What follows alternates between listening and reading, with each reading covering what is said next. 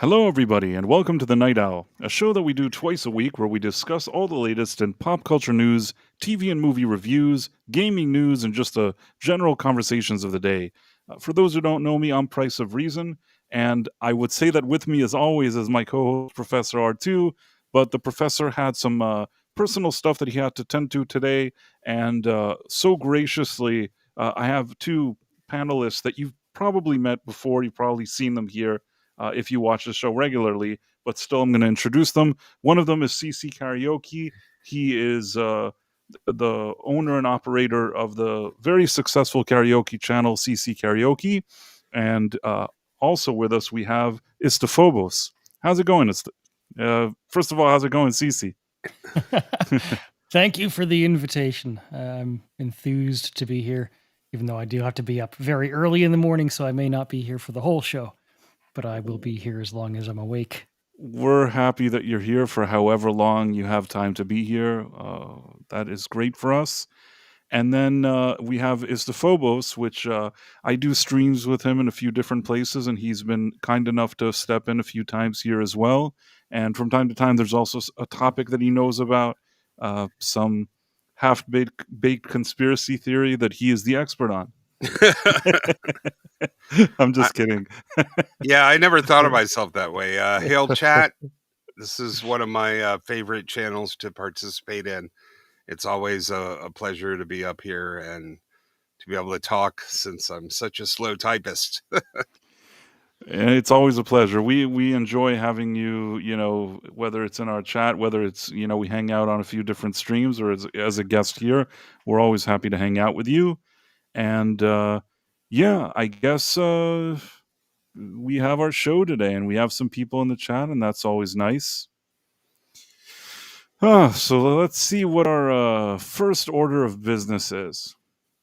I'm trying to find remind me, what does it say on the thumbnail? Trump versus Rand Paul. Trump versus Rand Paul. I noticed today that there was something that Trump was like calling him out. Did you see something like that?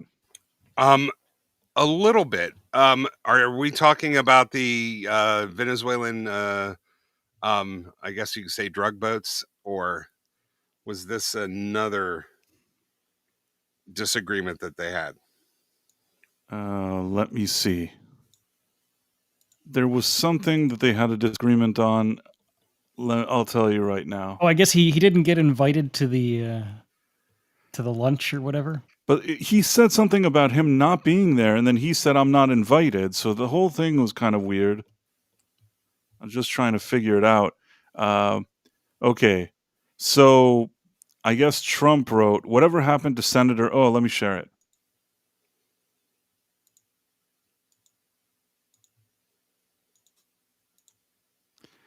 Whatever happened to Senator Rand Paul? He was never great, but he went really bad. Did you? Oh, I still didn't check. Now we're cooking. Okay. Whatever happened to Senator Rand Paul? He was never great, but he went really bad. I got him elected twice in the great Commonwealth of Kentucky, but he just never votes positively for the Republican Party. He's a nasty little guy, much like Congressman, it's like in quotations, Thomas Massey, a.k.a. Rand Paul Jr., also of Kentucky, which I won 3 times in massive landslide. A sick wacko who refuses to vote for a great Republican Party, MAGA, or America First. It's really weird. So that was initially, and then I guess he had a response for him. I'm trying to find. I think that he himself had some kind of response to this whole situation. Here, do you see it? Yep. Okay, so he said, "I actually wasn't invited to the White House lunch today, but that's okay. I had a previously scheduled Liberty Caucus lunch with Massey for Kentucky."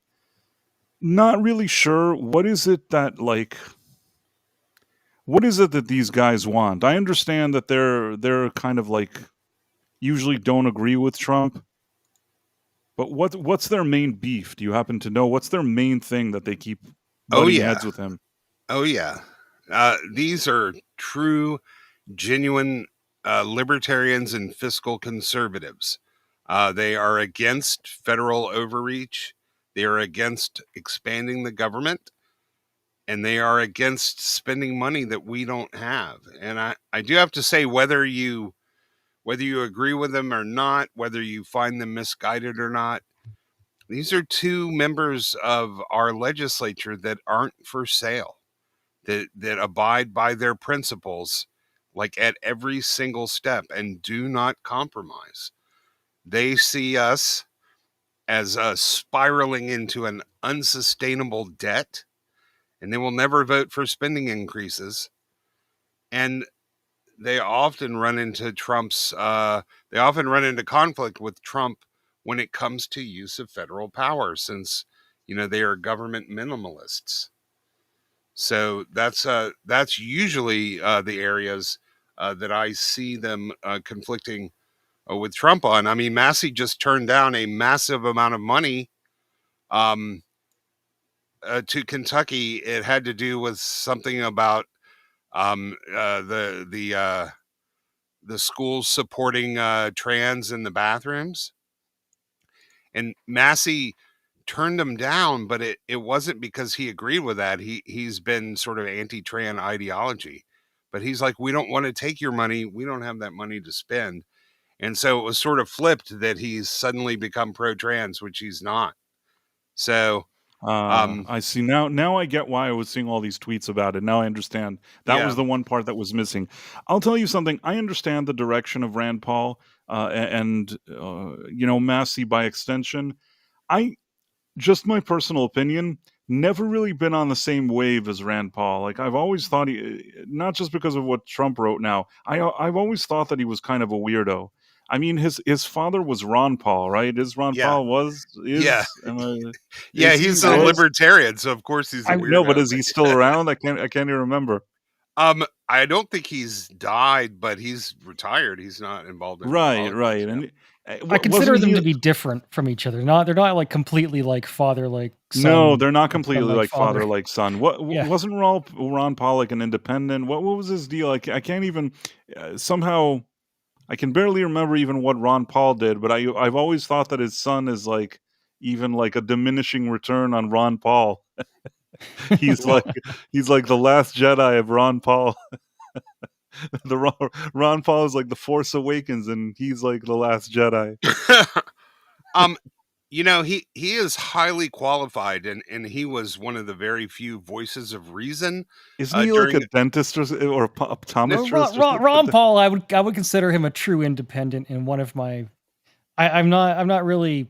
I consider myself a centrist, but I would say that he's one of my favorite politicians in my lifetime, personally. All right, fair enough. But Rand Paul, is he like a doctor, a dentist? What is he He's a supposed to be? doctor. Yeah, he's a very well respected doctor with good credentials. He specializes in ophthalmology, which is that is a field near and dear to my heart, since I have so many eye problems. So if we need like a license, we can read the letters to him. he's he went to Duke University School of Medicine.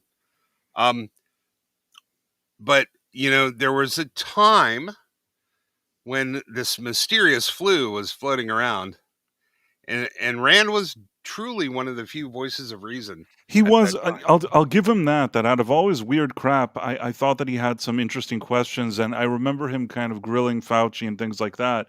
And I think that he was asking him some legitimate question. Maybe that's one of the only moments that I thought he wasn't like completely, I don't know how to describe him. Tim Hayes says, I thought Rand Paul was for Trump, but he won't do jack shit for the Trump voters, so fuck him. Sorry, Sean. Well, he does kind of represent his constituency, and here's the thing: if the legislature was full of them, I think it might work. He's really not for sale, but I understand the frustration. He is a true independent, as in, he will not be a team player just because it's the team, and he's not afraid to speak up against the team.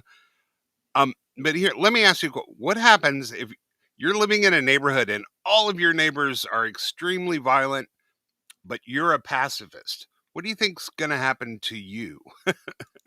Like, I find his unwillingness to engage in matters of pragmatism a little frustrating sometime. Yeah, I get that that's not what you want, and I get that. But it's this bad way or this bad way. Which way is less bad? Pick one, and he often just will not pick. And so it's very frustrating to other Republicans that are trying to do what they want to do. On the other hand,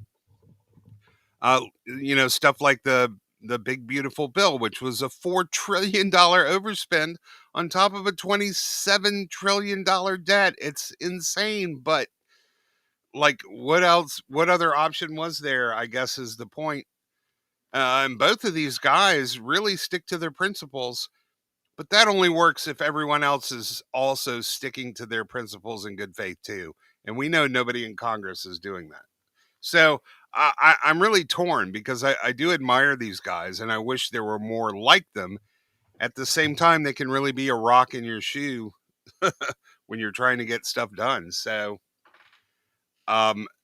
it's a good example of when pragmatism meets principle, actually.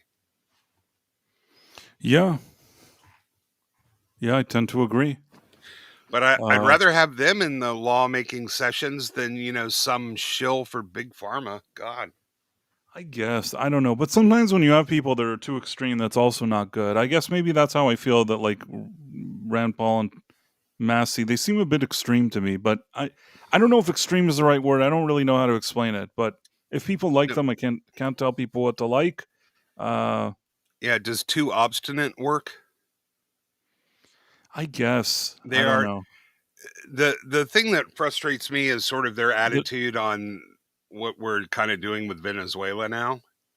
It's not pretty, but it's working, and it makes a lot of sense. And because they're sort of on the isolationist pacifism kick, they don't really ever support any projection of American power. And Tim Hayes asked what principles. I think you're very naive. No, they subscribe to libertarian principles, many of which I think are inherently naive. So yes, I'm not agreeing with them. I don't consider them to be Republican, even though they run as Republicans. That makes sense. Oh, right. You know what? That's exactly right. If you're going to be so libertarian, then run as one and don't wear Republican clothes to school. That's it. They run Republican or because that's how they win. But they're not Republican. It's also how they get heard. I mean, Ron Paul was, for example, he was in the debates on national television because there was a debate for the Republican Party. If he was running as a libertarian, he wouldn't have been there and he would not have been seen or heard at all. Absolutely. So there is a disingenuous undertone of everything they do, pretending to be Republicans. You're absolutely right there, and so are you, Tim. The Dead Man says they aren't true conservatives in the sense that they want to conserve the budget, I guess. Yeah, but you know what? You don't fix a $27 trillion debt overnight. You have to. It's a big ship. It takes a long time to steer. And if you try to turn too sharply, you're going to capsize. Ooh, I'm all about metaphors today. Yeah. You have to do it slow. You just can't cut half of the federal government. That would, the shock would be disastrous. Even if I want to get there eventually, you have to do these things in stages. Well, there was something else that I wanted to, touch upon where you had Jen Psaki or whatever her name is go on some podcast and talk about J.D. Vance and his wife, and this was kind of interesting. I think the little Manchurian candidate, J.D. Vance, wants to be president more than anything else. Yeah. I always wonder what's going on in the mind of his wife. Like, are you okay? Please blink 4 times. Yes. We'll come over here. We'll save you. And that he's willing to do anything to get there. And that your whole iteration you just outlined, I mean, he's scarier in certain ways. He's smarter. In some ways. And he's young. Yeah. And ambitious. And agile in the sense that he is a chameleon who makes himself into whatever he thinks the audience wants to hear from him. Now, what's also true, though, is J.D. Vance is not he's in some ways goodish on paper if you like what he believes in. I don't know, but I don't know that he can take the whole movement with him. No No way. way. I don't think so either. There's no riz. It's got no riz, right? None. And he just is a little odd. And Totally. so Trump's odd in a different way. So I'm skeptical of that. So yeah, he's got to. I mean, everything going on right now, and I think we have to be very clear-eyed about this, is about trying to manipulate the public around elections. And I've never really been a big fan of this lady, and they always try to sort of peddle the same narrative, like, oh, he's so weird. I don't think JD Vance is weird. I will say that JD Vance, he's smart, and if he were to become a president, I wonder, I think that, I don't know if to say he's a little hot-headed or something like that. There's some other stuff that I kind of am sometimes I'm concerned, but nothing like this lady said. Meaning, I don't think he's weird. I don't think that his wife needs help. Like, this is all just nonsense. I This just lady said wonder- Riz. Yeah. She lost me right there. Right. I mean, I think that the only thing that I would say about him is that Trump is as wacky as he seems sometimes. He knows in certain moments to, like, sort of, I don't really know how to explain it, but he can sort of adapt to certain situations. I feel like JD Vance is much less compromising, and sometimes you need a little bit of compromising, but it's still early to tell. I definitely think he's smart, and I don't think he's like, I don't know the weird thing. I don't think he's weird. JD Vance is incredibly intelligent. If I agree. nothing else, just as a Yeah. baseline, he is very intelligent. Yeah, you don't get from being in a white trash West Virginian drug-addled household to where he got, without having smarts. He didn't get any DEI to get him to where he was. He had to Even do it though all the once, hard way. like, Don Lemon said that he got DEI, which is so weird. Him and Joy Reid, they're like, yeah, they really wanted him because he was white and from somewhere, I don't know. They were trying to basically say, like, he was quote unquote white trash, and that's why they wanted him. They didn't use that term, but that was the direction of what they were saying, and Yeah. it was so strange that they thought that that's why he got to where he got. And you're bearing the lead here. Do you see what they're doing? Not being Jen Psaki aside, who I think Megyn Kelly said it best when she said the only reason she recommended Jean-Pierre to replace her because she needed somebody dumber than her that would make her look smart. So Yeah, I mean, I guess I never really thought much of her when she was the press secretary to Biden, whatever she was. I didn't think she was especially good. You can say whatever you want, whether you like Trump or not. He's chosen some good ones. I think that Kayleigh McEvaney was pretty good. I think that Levitt is pretty good. yeah, I think she's phenomenal. But do you see what she did right here? Like, she is not very smart, but she is snarky and she is mean. And she's the last person that should talk about being a chameleon to be what your audience wants. That's the only thing she's got going. But they're trying to already, I mean, we are 3.5 years out of the election, and she's already trying to Tulsi Gabbard him. Manchurian Candidate, she's trying to imply that he's working for someone other than America. That was so weird that they like despicable. that. You want to know weird because you're saying weird is that Hillary Clinton, the second she saw that Tulsi Gabbard was a threat in the Democratic Party, kicking she her started ass. pushing that narrative. I feel like that was like an early test on the whole Russia thing. She's like, oh, she's a Russian asset. She's a Russian asset. Kept saying that, and people that were Democrats, it's strange. I don't really love political parties, in general, but I'm talking like a few years ago. I met, some people that I know that are very far left leaning or whatever it is, and they mentioned something about their party, and I said, from the Democrats, I kind of like Tulsi Gabbard. She was a Democrat then, and I said I kind of like her. There's something about her that I like, and they said, oh no, she's a Russian asset, and they said that because Hillary Clinton said it. Yeah. So I don't know. They have a weird thing, like you said. This is their go-to strategy. It's like they don't say, "Hey, we don't agree with their policy. We don't think this is good. We don't think this is that." It's like this idea that like a foreign person has purchased them or something. That's the only thing they got. It's the same thing in their playbook over and over again. And I don't know. I think that I'm kind of tired of that one. Like, at least don't be so lazy. Come up with something else. And speaking of crazy things, I saw something that Piers Morgan invited Harry Sisson on. I hate that Harry little Sisson shit. guy. You want to know weird? I think that guy is weird. But let me see what this was. Wait. By the way, I'd be happy to figure. answer the question about whether or not a high-ranking Democrat has used this rhetoric. Who is Kamala Harris? I know. I want you to answer all the questions. I want you to answer all the questions for I you. just gave Who is you. Kamala Harris? Wait. Answer all the questions I just gave you. And can you name me I'm answering when your Kamala first Harris question. said that This is your Donald Trump first is question. Hitler? Who was When so did Kamala here it is. Great. Was When Kamala did Harris call Donald last Trump year a Hitler? high-ranking Democrat when she was When the did party Kamala nominee? Harris call Donald Trump Hitler? October Last of October. 2024, Kamala Harris said on the campaign trail, Donald Trump vowed to be a dictator on day one. His former chief of staff said he wanted generals like Hitler's. Donald Trump openly admires dictators, including Adolf Hitler. Last October, that was said on the campaign trail from the So Democrat Kamala Harris said this during the campaign, during the closing days of the campaign. It was her final campaign pitch. Is that high enough ranking for you? You guys, you supported her for president. Exactly, because there have been reports So the person that Donald you Trump supported for president is someone just relax, who was Jack. campaigning by calling Trump Hitler.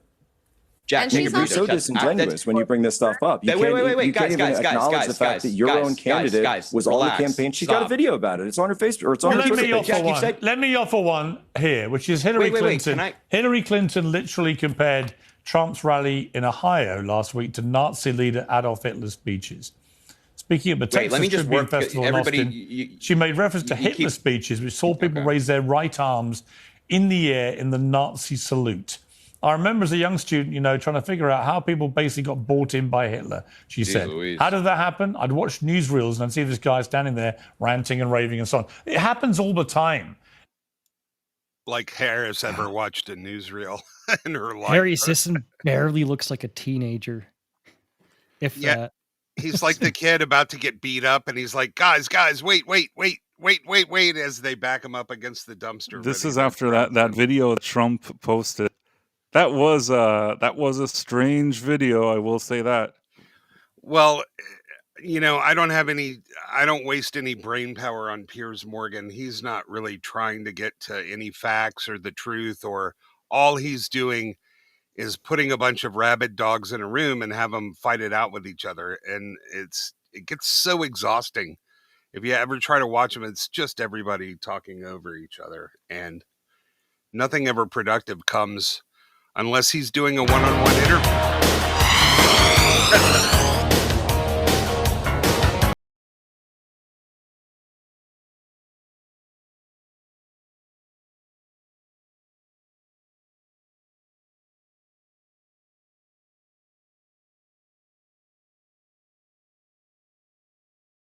So that's pretty good. So strange. I mean, I'll give Trump one thing. Trump is one wacky guy. That's what I'll give you that.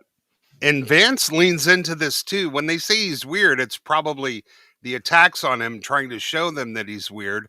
But I don't know if weird though. I wouldn't call them weird, as like wacky and weird are two different things. Like, but in any case, even when Vance leans into it, I feel like he's more composed than Trump. Trump actually gives me a wackier feeling. Harry went to Don Lemon to talk to him about it, so I was just wondering.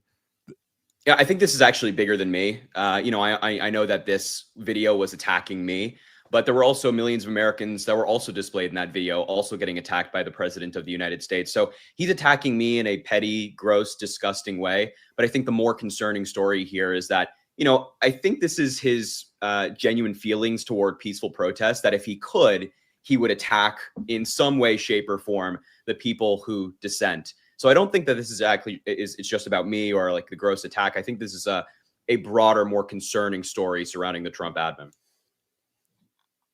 I never buy one. He's such a slippery guy. This, Sisson. I don't know who likes him. He's just he does look like a little kid. I don't know how old he is. He looks like a little kid and a rather annoying one at that. He's on Team Blue, so they're going to support him. He carries their water, but I suspect that not many people. I don't think he gets invited to many parties, let's put it that way. And the thing is, it was about him because he's the only specific individual. He says, oh, millions of Americans. No, those were AI generated, not real people. He was the only real person in that video. So I'm not sure, this is a side of Trump that, I'm not always proud of. But if you look at Alinsky's rules for radicals, the one weapon that you have that's impossible to defend against is ridicule. And that's why they're trying to meme it out with each other. And the fact is that Trump is really good at ridiculing much them. Much better at it. Yeah, I mean, is it a strange thing that the president posts that video? I think it is. But I think that what happened is Trump has somehow laid the groundwork that if now at this point, like if you say Trump just tweeted this thing, whatever it is that you tell me, I'm probably not going to be shocked. Yeah. There's very little at this point that he could tweet out that I think will be like, wow, it's unbelievable that this man would actually put that up on and post it. Like nothing you show me will probably shock me. I think that I'm prepared for anything. I'm prepared for any tweet. And he's kind of, I guess, made us used to this situation. I don't know if it's a good situation or not. All I know is at this point, it's like, oh, now they're like Mexicans with sombrero. Okay. Oh, he's an F-16. Oh, he's dumping poop on them. It's like, I'm not even surprised at this point, that doesn't bother me. I'm a little more bothered that he would do a tweet and go after Massey and Paul because one, they're very popular in their districts and they have it locked down. They're always going to win. I feel like he could be a little more graceful in saying, yes, we have disagreements. I wish I could convince them to see it our way, but I respect them, blah, blah, blah. I think attacking him in the way that he does actually opens up those seats to a possible Democratic victory. So I'm not sure how helpful that sort of thing is, but this kind of thing, it makes the Democrats look so much worse. I don't think there's anything weird about Vance. In fact, his wife is an immigrant. They should be applauding, that sort of thing. Mixed race marriage, mixed kids. Isn't that the kind of stuff they love? But he's not weird, but they try to make him look weird when they do the attacks. Like those memes are a little bit disturbing. He handles it well, a lot better than Trump, but it does sort of leave a lingering memory of weirdness in the background. It's hard to look at that head and those eyes and just not have a sense of weirdness you associate with him. It's not coming from him at all. He's not weird, but they're trying to paint him with that brush, just like the Manchurian Candidate brush. But really, character assassination is the only thing the Democrats have. And particularly if you get in the way of Clinton's, there's a good chance you're going to end up in a box. So, I mean, actually, I think Tulsi got away easy because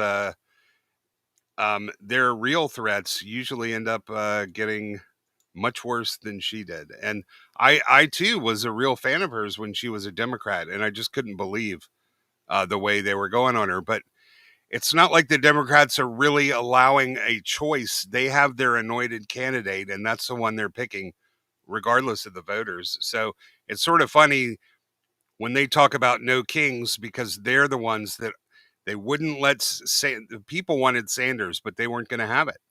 They're the ones that don't give people a choice. Well, Bernie? So more irony. Yeah, I mean, they didn't even do the primaries and did that whole thing with Biden. I like the J.D. Vance. I thought this was mildly amusing that Harry Sisson wrote, "Can a reporter please ask Trump why he posted an AI video of himself dropping poop on me from a fighter jet? That would be great, thanks." And J.D. Vance wrote, "I'll ask him for you, Harry."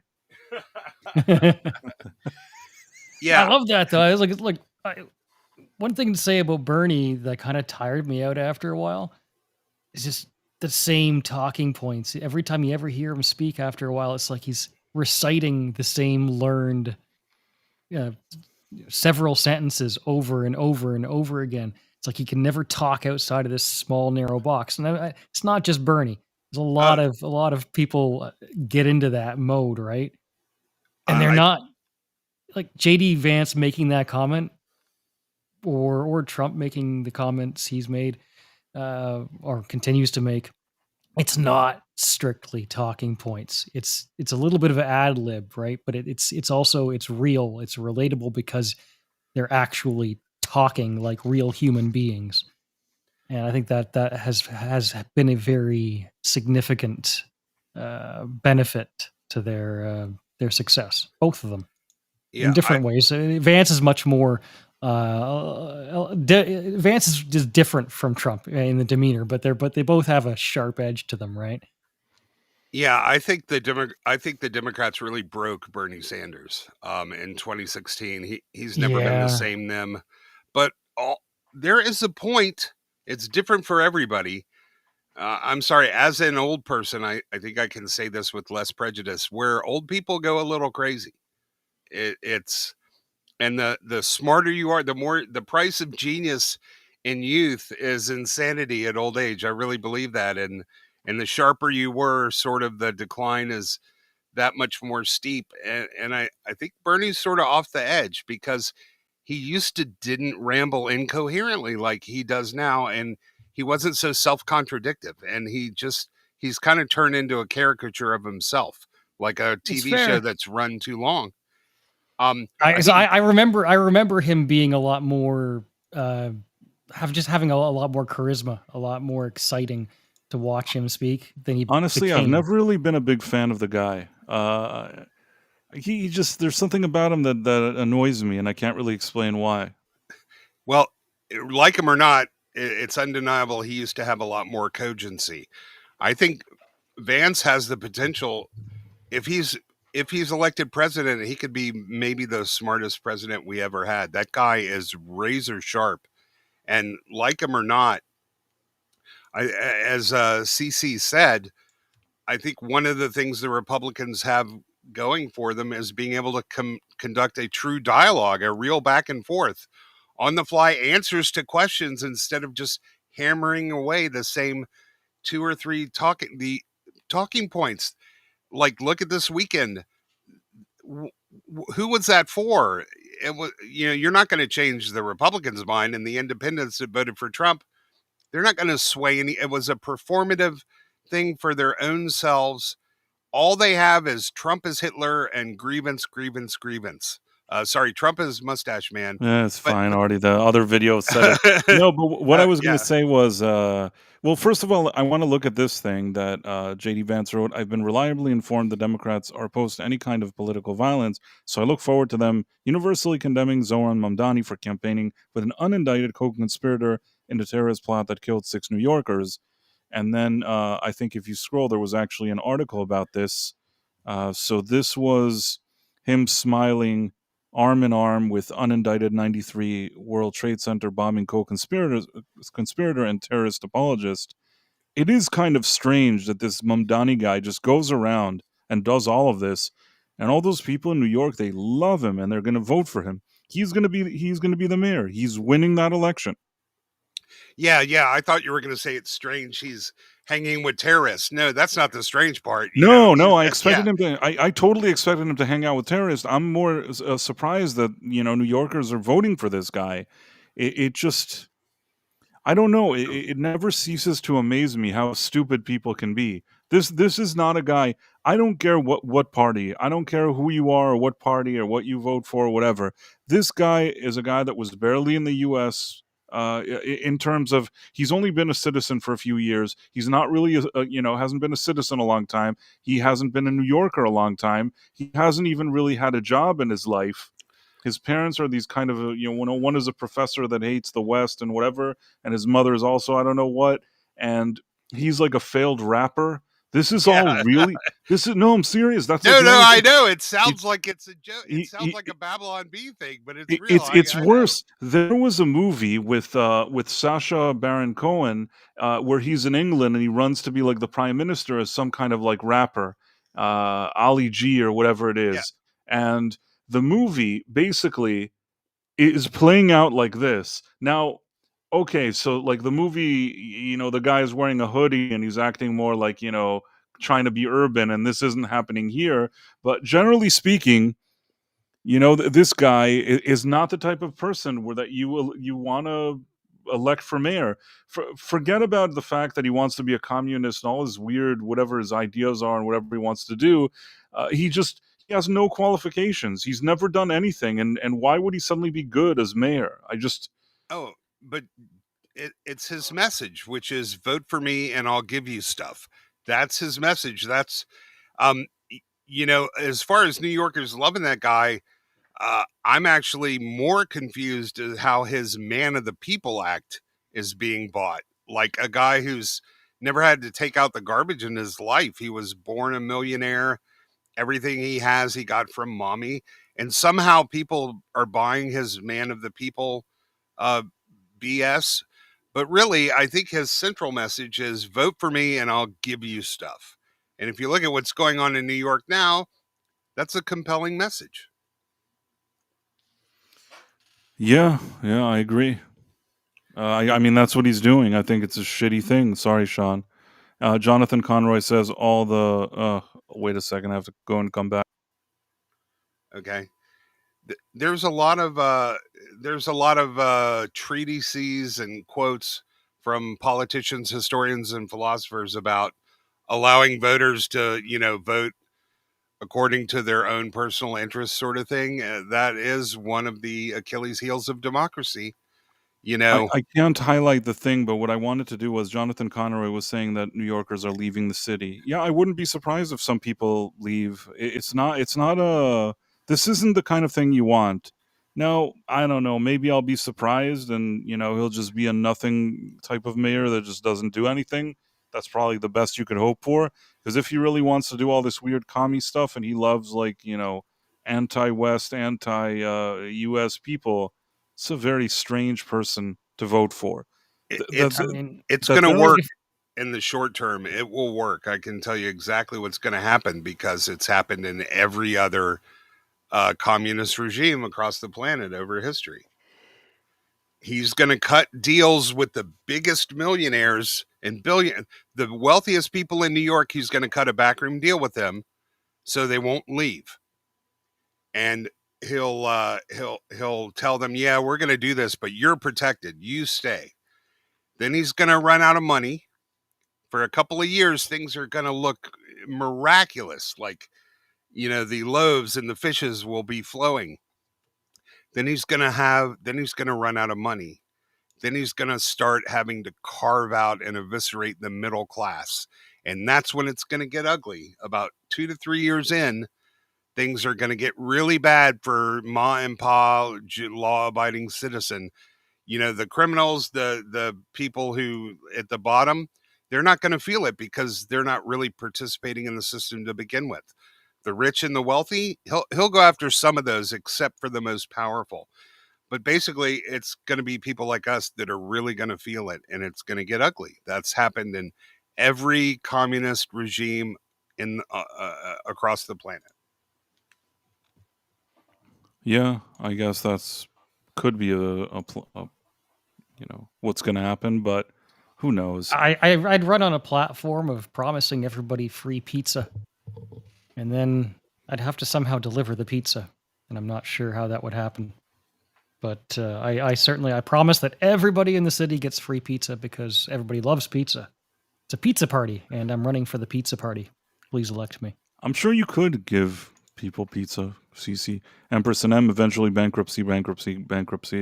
Yeah, that's true. The wealthy that he makes those backroom deals, they're going to pay for the first round of pizza, but then they're going to say that's enough. We're not going to keep buying the pizza. Then he's going to take the pizza from your neighbor and give it to you, and that is not sustainable. No, you're right. Angelo DD says a debt is always paid. There's no such thing as a free lunch. Someone pays. Taxpayers are paying for their free stuff. Absolutely. I don't have a good feeling about this guy. It's almost like, listen, I'm not saying that there should be rules that keep certain, people from running or something like that. But I think that if you don't have qualifications, there's some zooming out. It's not only Zoran Mamdani, and I don't care what your background is and who you are. I think that if you just came to this country and you haven't been a citizen for a long time. In his case, maybe he was here because his parents were here. I don't know what, but he hasn't been a citizen for a long time. He hasn't been a New Yorker for a long time. He's barely of age to even, I think, run for this office. He's done nothing. I mean, I understand, I guess, the way this works is anybody could run for anything. But man, when you see this, you start thinking, well, maybe it should be that, you need to have something at least to run. This guy, I don't know what he brings to the table, really. The real question is, why does communism continue to reemerge despite having established time and time again that it doesn't work and it has a fundamental flaw and will never be able to work? Because it's always like, it's always an easy sell to people. You find people that are miserable and you tell them you're going to get everything. And then they're like, wow, I'm going to get everything. Yay. And then it always works. It's always like a stupid thing that you could roll out again and again. Yeah, go to a grocery store in Cuba and ask the man on the street there how it's working out. Do you know who Brett Weinstein is? Is he a comedian? No, he was a college professor that was basically, he was either fired or had to resign when they told white students not to come to school that day. It was an evergreen college. He's a pretty smart guy. He's Eric Weinstein's brother. He's sort of the dumb one, which is really scary considering how smart he is. But he's a anthropologist, a biologist. So he sort of studies, evolution and nature. And he said, communism is a natural and inevitable consequence of a system of meritocracy that doesn't have a mechanism of taking care of those who lose. And the answer, I think that's a really accurate answer. So the answer is to create a mechanism that takes care of those who lose in the meritocracy without destroying the meritocracy. DEI is a mechanism, but it destroys the meritocracy, but it certainly takes care of those who lose. The answer, I believe, honestly, is, somewhere in between that, not a harsh, callous meritocracy, but one that actually takes care of the people who don't succeed as much. I was actually thinking a little bit about this lately. If you think about the nature of like nature versus nurture over the course of many millennia of human history, who is it that breeds ultimately, particularly in a less well-off society? It's the people who are willing to do anything it takes to breed, right? The people who will smash their foe over the head with a hammer and steal the food. By our nature, we are fighting demons, so to speak, right? Because the worst parts of ourselves are the parts that get passed down. And that's a bit dour to say, but to me, one of the big failings here is there's always going to be somebody who wants to beat you over the head with a rock to bone the lady behind you.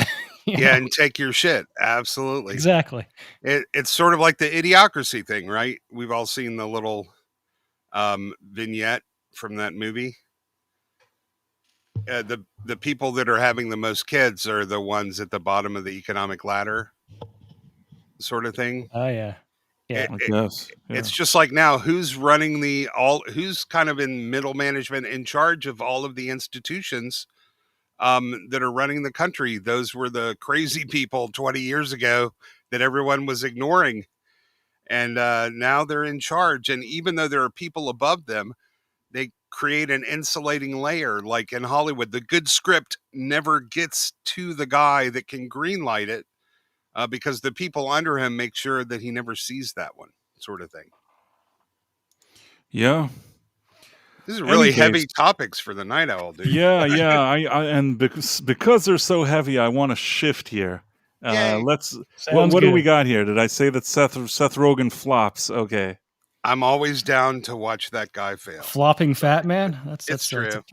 So I'm going to share this now because let's look at some movies because the box office isn't so good these days. No. So you had Black Phone. Let me look at the previous one. Where's the weekend?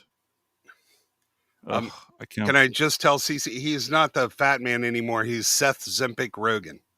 That happened fast. Does he take Ozempic, you think? I think everyone in Hollywood, regardless of how thin they are, takes Ozempic. Yes. So, but then their face would melt or something. I think it does something to your face. But in any case, Black Phone, I guess that made some money. I don't know if that's considered good money or not. Made 44 million worldwide. I don't know what its budget is. 30 million. It's probably at least not going to lose money. That's what happens if it's horror and it didn't cost a lot to make. Tron Ares is a complete disaster. This is a movie they put into it. They say $180 million. No, they lied. It's a lot more than that. It's a lot more than that. And right now they made worldwide $100 million. This thing isn't going to make its money back. And I'm not surprised. I reviewed this movie, and the problem with Tron Ares, it's again one of those stupid Disney wise ass that did the exact wrong thing for all the wrong reasons, and they lost. And they earned it. They earned that loss. They deserve to lose that, because there was the first Tron movie. There was a second Tron movie where, you introduce the son of the guy from the first Tron movie, which is Jeff Bridges. I think that the Legacy, some people didn't like it. Some people thought it was okay. I actually quite liked Legacy. And I think that there's at least a group of people over the years that have watched that movie, even after the fact, that have enjoyed it. If they wanted to do something, what they needed to do was either nothing, because it's been 15 years since the last one, or make one, but bring the characters, bring Sam back, bring Olivia Wilde, bring Jeff Bridges, but don't let him just stand there and say two lines. Let him actually do something in the movie, and try to follow up the previous installment. Instead, they're like, why don't we bring Jared Leto and a bunch of girl bosses? And of course, nobody wanted to see it. It was a terrible movie. Did you guys see it? Yeah, you want to know what's funny? My Twitter, only 5 or 6 people ever see my tweets. I'm deboosted. I don't have a big following. And I said some things about how horrible this movie is. And I've been attacked by Tron stans. They won't give up. They are just continually coming after, telling how phenomenal Ares is. Now they're accusing me of never even seeing the movie, even though I'm bringing up specific scenes. Now they're saying, you never saw the original Tron. They don't know that I'm an old man who, went to the movie when it was released several times. It was a big deal for nerds. But Superman had less defenders than this movie. Man, they are just coming after me. And they can't see that it is objectively really bad storytelling. I feel like it's bots or something. I don't know who would like this movie. The numbers don't lie here. There's barely anybody in the U.S. that even went to see this movie. Tim Hayes says problem is Tron was always a niche franchise. I don't think it should have had any sequels. You know what? I didn't know how to feel before watching Tron Legacy. I thought Tron Legacy did something interesting. Both of them were kind of niche, but Tron Legacy, it didn't make money, but I don't know if it lost a ton of money. I think that at least maybe somehow they broke even, at least with home video or whatever it was at the time. I think that they at least broke even. And if they would have played their cards right, I think that there was a sequel to be made with Sam, with Cora, and with Jeff Bridges as Kevin Flynn. There was something that could have been done there. And they absolutely didn't do it. And like I said, this movie is a disaster. I watched it. They deserve to lose this money. They earned it. They earned the loss, I mean. And so that's Tron. That's perfectly fine. We knew that would be like that. Third place is Good Fortune. Now, I don't know how much the budget was for Good Fortune. I suspect it wasn't the biggest budget in the world, but with all that being said, I still think that they probably expected to make more money than $6 million. I watched the movie, so I can give a little bit of a review on it. Let's see, what do Rotten Tomatoes say? It's going to make me laugh. They're probably going to give it 100. Its budget was $50 million, by the way. It's not a small budget, but we'll get to that in a second. Wow, it was $50 million. That's actually... Yeah, a movie like this didn't need $50 million. Honestly, this should have been like a $15, $20 million movie. So, yeah, I agree with you 100%, Ista. So, 78%...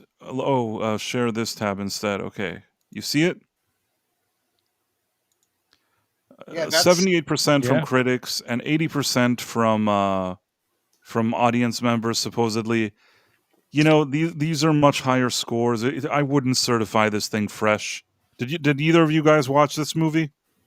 No, but I wanted to ask you, I mean, was it any good? It sounds like it can be cool, but people don't want to see Keanu Reeves if he's not shooting people and defending dogs. Sorry, but that's true. You know what? Keanu Reeves was probably, for me, the highlight of the movie. Keanu Reeves, he brought this vibe kind of reminiscent of an old school Ted from Bill and Ted, and I mean that in a good way. The part that I probably like the most about the movie, what like gives it something a little bit like quirky and different, is actually Keanu Reeves. He was the thing that I thought was the most delightful here. I'll give you a little bit of about the premise and how this movie works.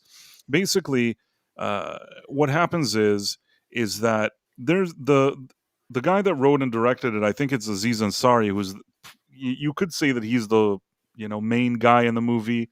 Maybe Seth Rogen also has an important role, but in any case, Aziz Ansari, he's a guy that he works as a bunch of different jobs, including kind of a delivery Uber type of delivery person, whatever it is. He works like at a hardware store. He has like I think a few jobs, and he's not making enough money. He's living in his car, and he's like poor and whatever it is. And then one day he starts working for Seth Rogen as sort of like an assistant that Seth Rogen gives him some work. But ultimately, he works very hard. He does all this work, and then Seth Rogen gives him this like company credit card that he could use. And I guess he goes out on a date, and it's a really expensive meal, so he puts it on this card. And then Seth Rogen fires him. And then, Aziz Ansari, his life is destroyed. Like he loses this, he loses that. They tow his car. He's like, he's miserable. He has no money, whatever it is. And meanwhile, you have like Keanu Reeves' character, who's an angel. And Keanu Reeves, like he has minor things that he needs to do to help people that are like texting while driving or something like that. But he's kind of oversteps his responsibilities. And he wants to teach like Aziz Ansari a lesson to show him that if he were to switch places with somebody like Seth Rogen, he'd be miserable because like money doesn't solve your problems. So then what happens is that Seth Rogen, who's this kind of high-tech douche, whatever he's supposed to be, they switch their places, and Aziz Ansari wakes up as Seth Rogen. This is where the movie, though, starts to become a problem. Freaky are Friday? you with me? Yeah, I'm with you so far. There's another Freaky Friday? It doesn't sound bad, honestly. Right, okay, but here's the part where it starts to become problematic. This is what I suspect happened. Because if they switched, Aziz Ansari would be, basically white, and people would think that he would be, Indian, but people would think that he's white, and vice versa. Seth Rogen would be like Indian, but people think he was white. I guess they didn't want to go there. So they have like a solution where Aziz Ansari, his name is like the same name, and now he's the tycoon, and Seth Rogen is like a bum. The problem is that the characters around them don't know any of this and are just living their lives, and they don't like recognize them. Something about the logic doesn't work. Like, in order to avoid the awkwardness of one being in the body of the other one, which I think is what they needed to do here, they actually went some other route that they're just like, he's him. But it doesn't make sense but even within the logic of the movie, that part doesn't make sense. And that's an issue. The other thing is that I think that Aziz Ansari has moments that he wrote some jokes or whatever it is. Some parts I chuckled. Not everything was bad in sense of here and there could have been a joke that was mildly amusing. Seth Rogen is an actor that I am really sick of, but I will say that within the context of the movie, he plays the role of a douchey, wealthy guy that lives in some rich neighborhood, and that actually rings true. He seems like he would be a rich, douchey guy that lives in that house. You know what I mean? Like they didn't suddenly make him like a sensitive and nice person. They made him kind of like a douche, not too different from the way I perceive him in real life. I'm not even kidding. Like I really feel, and just an anecdote. I actually once was at an event and I met Seth Rogen, and I exchanged a few sentences with him. Like I talked to him, and he seemed douchey even in the few seconds. Like you think, oh, in the movies he looks like a douche, but really when you talk to him, he's a charming guy. He seemed, even when I talked to him, kind of like a douche, in my opinion. Like, yeah, he doesn't come across as anything else, but no, he doesn't, and I don't think he is. Like, I'm not saying maybe I talked to him for a few minutes and he seemed like a douche, but I will say that that's the impression I got of him. He seemed like when you see him as a douche in the movie, that's how he seemed in real life. That's how I felt, at least. And yeah, it's fine. I mean, back in the day when he had some of his early movies and he didn't try to also be a politician and weigh in on like world affairs and things like that, I think that when he stuck to comedy back in the day, he was all right. Even then, he wasn't my favorite, but I mean, there were some movies back in the day. I don't know, you in 40-Year-Old Virgin or whatever. Back in the day, there were a few things that he did that, like, he wasn't awful, but I don't know. I think that they kind of made him, they kind of built him up to supposedly be something bigger than he is. And yeah, so in this movie, they traded places, and I guess what happens is Keanu Reeves is sort of in a bind because he wants Aziz Ansari to realize that it's bad to be rich, but Aziz Ansari is having such a good time being rich that he doesn't want to go back to being poor, and unless he learns the lesson, he can't swap the places with Seth Rogen again. Now, this part is a bit amusing, and actually the part that I really like is Keanu Reeves himself. Keanu Reeves, for some reason, just because he's so out of left field in this movie, I will say again that he was probably my favorite part of the movie. There's something charming about his performance and very likable, and I like that. But at the same time, what you needed in a movie like this, I'll just try to explain the main issue, is that each of these characters is supposed to go through a process, grow as a person, and then like at the end they switch back. But in this movie, I feel like they missed the mark, and you don't really feel like they've grown or learned any lessons or done anything. And the resolution seems kind of forced and stupid. And there's also another thing. There's this character played by, I can't remember her name, Keke Palmer. Okay. So basically, she's a love interest to the Aziz Ansari character. He knows her at the beginning because she works at that warehouse, but then when he's rich, she doesn't know that he's the guy that worked in the warehouse, which is also really dumb. So she likes him, but she wants to create, and this is the part that I felt a little bit of commie in this movie. She wants to create like a union because the workers are not being treated well, and she wants to be like in charge of the union. So there's some side plot about that. I wouldn't say it's full commie, but there was just, I don't know why that whole storyline seemed kind of random and stupid. So there was that. And in addition, and it's also a situation where he's supposed to learn a lesson that like he loves her so much that he wants to go back to being his old self. She doesn't love him because she doesn't love that he's a douche. All of that is done really poorly, in my opinion. So that kind of misses the mark too. And then the final part is that once they turn back, Seth Rogen, he doesn't invite Aziz Ansari and say, hey, like, I was a douche to you. Maybe, like, let's work together. I'll help you start a company. There were ways to resolve it to show that they've actually grown. Maybe they help each other. Because they wanted to try to do, like, a Trading Places with Freaky Friday. And Trading Places, at the end, they team up and they get even with everybody. So they didn't get even. They didn't go through a process. And something just doesn't come together very well. And the final scene is like Seth Rogen is in a board meeting, and he's like, from now on, these Uber drivers, we're going to give them a raise. I want to treat them nicely. And then he starts like talking stuff that again felt a bit commie, like about like unionizing. I don't know what he's talking about. And I'm like, are they trying to put like commie messages in the middle of this weird movie? So there was that. And yeah.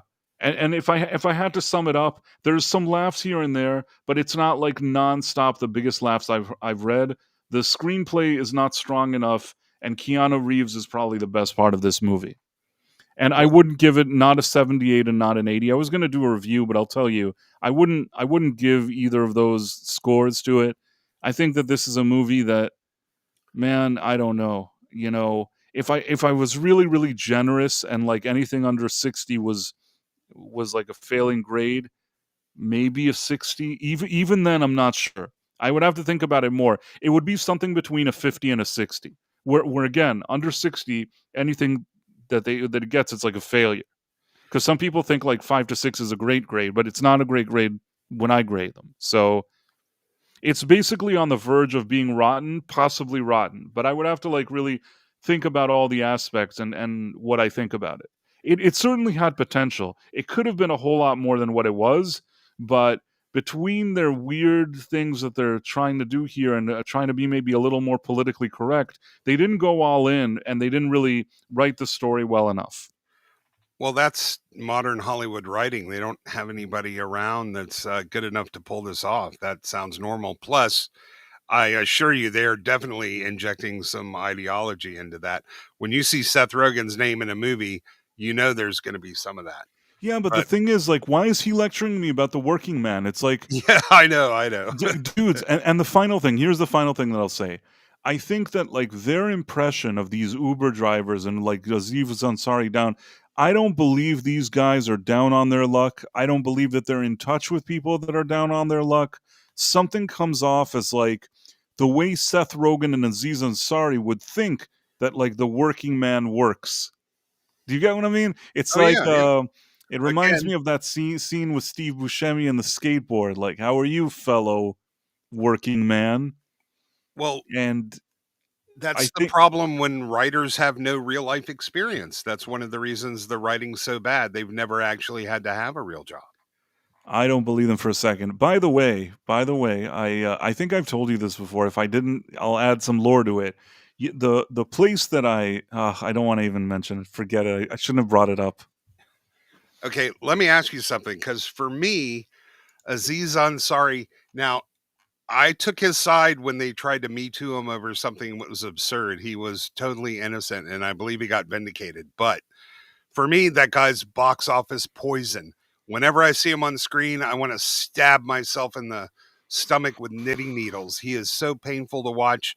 I liked Parks and Rec, but I always had to fast forward any of the parts he was in. Can't stand the dude. I don't know to what extent how common that thought is, but I would never go see a movie with him. I'm with you. I thought the allegations were bullshit, and I was behind him on that, but I don't really enjoy watching them. Yeah, that's what I'm saying. I would rather physically harm myself. So a few anecdotes. Did I click on that Tron thing? How long was that Tron thing there? Just a few seconds. Oh, okay. So the Dead Man says, I can't believe I'm saying this, but it's nice to have a Canadian. Canada isn't a real country anyway, on the stream. That's from South Park movie. $4.99. Thank you, The Dead Man. Really appreciate that. The Dead Man is always so cool when it comes to supporting this channel, and it's always great. And thank you very much, The Dead Man. What I wanted to say is there's a few things. I'll just go ahead and say it. The infamous Leslie Headland story that I get asked to tell 70 times a year. The place that I met Leslie Headland was a place called... Hold on, I'm about to sneeze. Let's tell a joke. Well, let's see. Two guys walk into a bar. It's okay. Ouch. I'm back. So in any case, that bar, it was called Rafifi, if I'm not mistaken, and it had this kind of theme of like an old school cinema where sometimes they used to like project film on the wall. There was like a back room that sometimes there was a party, but I think that sometimes you had stand-up comedy. Now during that time, I just lived nearby in the area, so it was a bar that from time to time I would go to because I think that the drinks weren't too expensive. There was like a scene of these kind of stand-up comedians there. I would like to tell you that I actually remember them. I don't really. They're not really at the top of my mind. It is highly possible that I would sit around there from time to time and be surrounded by these kind of Aziz Ansari and John Mulaney or whatever. They used to perform there. They had like nights that they used to like perform stand-up to each other. Basically they'd perform to each other, and I would be like in another side there that these guys would be telling jokes to each other, and I'd be drinking beer and not even listening to them. I mean, I don't know. I guess John Mulaney is capable of telling a few funny jokes, but I really didn't care. Like, I wasn't looking for the stand-up comedy scene of the future. That I was just trying to like get some drinks that weren't too expensive, and that was a good place for it. I also suspect that may have been a reason why Leslie Headland showed up at this specific place. It was like quote unquote like a cool hipster place. Again, not of interest to me. I was just there for the whiskey, but there were people that were very excited about the quirky, cool edge of the place, if you know what I'm saying. And what I'll say is that you know, if Aziz Ansari was there, I must have never even noticed him. That's how much of an impression. John Mulaney, I think I saw him. Like later when I saw him, I said, "Why is this guy familiar? This guy, there's something about him that's familiar." Aziz Ansari, I not even once thought that I saw him. If he was there, didn't leave like the least amount of any kind of memorable impression. So that's what that was. Today, though, like sometimes when you interview them or whatever, they talk about that place like it's the best thing that ever happened to them. It's funny because like I was there and I don't even know why it's like significant and important or even what went on there, except for me drinking whiskey. Just kind of funny.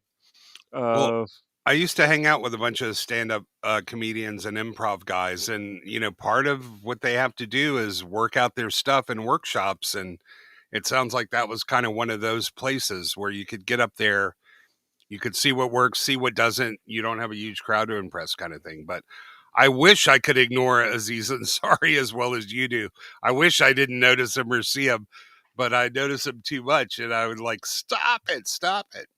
But Louis C.K. was one of those groups that were all working their stuff out in those types of clubs too. I feel like Louis C.K. may have been a guest at that place at some point. I'm not saying he was there every second, but if it turned out at the end, like if we Googled it and it turned out that this Louis C.K. like went there, it wouldn't shock me. I just was really disconnected from the place. Like it meant nothing to me. I do think that if Leslie Headland, I think I met her there. I'm about 90% sure that it was there. It would make sense that she would be there. That would be the type of like place where probably she would want to go to see those other type of people. I was basically probably the odd man out there, I assume, but doesn't matter. There was something I wanted to say. Oh, regarding Aziz Ansari and his cancellation, even though I think that, you know, I'm not the biggest fan of his comedy. I'm not like his biggest fan at all. Here and there, he tells a joke that's like mildly funny, but he's not like a guy that like makes me laugh like every second. What I will say is that his cancellation was one of the most annoying cancellations. I was totally in his corner. And the only thing I have to say is his handling of it was one of the worst handlings of a crisis that I've ever seen. Because I got annoyed when I saw it. I'm like, dude, do something. You're an idiot. That's what I thought to myself. Like, what are you doing? Do you remember what his cancellation was? Some woman, like she didn't, it wasn't, some woman who spent a lot of time trying to get his attention wasn't happy that she got some of it. It was ridiculous. It was worse. It was the worst thing I ever heard, and I would never this would annoy me so much if I were him. And he took like the route of hiding and not like leaving his home for a year, which I don't really understand. Well, I'm okay with that. So what happened is that he was at an event, like some industry event, and this maybe it was an award ceremony or something like that. And this lady, who I guess maybe she was a photographer there, she even came with like somebody, or me, I don't even know if she was a photographer. She came with somebody else there, like some other celebrity. She was his date, but I guess whoever that celebrity was like considered like somebody that we don't know who he is. He's like in a band. Maybe he's like in a band, not band. He's in like. Think like Stephen Colbert's band, so he plays like the trumpet or something. So I guess like she saw, I'm just giving you an example. I don't know if it's exactly that, but it's something along those lines. So in any case, at the event, she saw Aziz Ansari, and in her mind, at least this is my interpretation, of course, I want to add this disclaimer, this is my interpretation of this event. She thought to herself, well, Aziz Ansari is a bigger star, so that's an upgrade for me. So she went to Aziz Ansari, started talking to him, they exchanged phone numbers, and then after the event, they're flirting on the phone, they're exchanging texts, doing all this stuff. They say they're going to meet. So she comes over to his place, and then I guess they maybe they had wine or something like that. They end up, they leave her, his place. They go to a restaurant and they eat dinner. She claims that like, oh, he really wanted to just stay at his apartment, but we ended up going to a restaurant. It's like, listen, you said you wanted to go to a restaurant. He took you to a restaurant. Don't really know what the deal is. You know what I mean? Yeah. Then she starts saying, on our way, he didn't even compliment my dress once. It's like, lady, you're going to go and ruin a man's life because you were in a car with him and you didn't compliment your dress. That's like, I think there's a whole lot of guys out there that could probably be in that same kind of trouble. You know what I mean? Yeah, he was more interested in getting the dress off her, but that's no. I mean, listen. I know. She didn't. It's a nice thing for a guy to say that the lady looks nice. It's a nice thing to do. But the fact that if somebody isn't sitting there like complimenting her dress, I don't think that makes him necessarily a bad person. Maybe he's not the type of person that does that. So they arrive at the restaurant, they eat. I think it was like on a boat that's docked or something. I don't know what. They eat. And she's like, the whole time it just looked like he wanted to finish his meal so he could take me back to my place, to his place. Like, that's what I could tell was of the most interest to him. Again, I think that there's plenty of guys out there that would be on a date, like, drinking wine and thinking to themselves, hey, maybe we go back to my place. It's not like there's nothing in this story of hers that makes him the villain that she's trying to make him sound. And the story just keeps getting worse and worse. They go back to his place and then they start engaging in activities.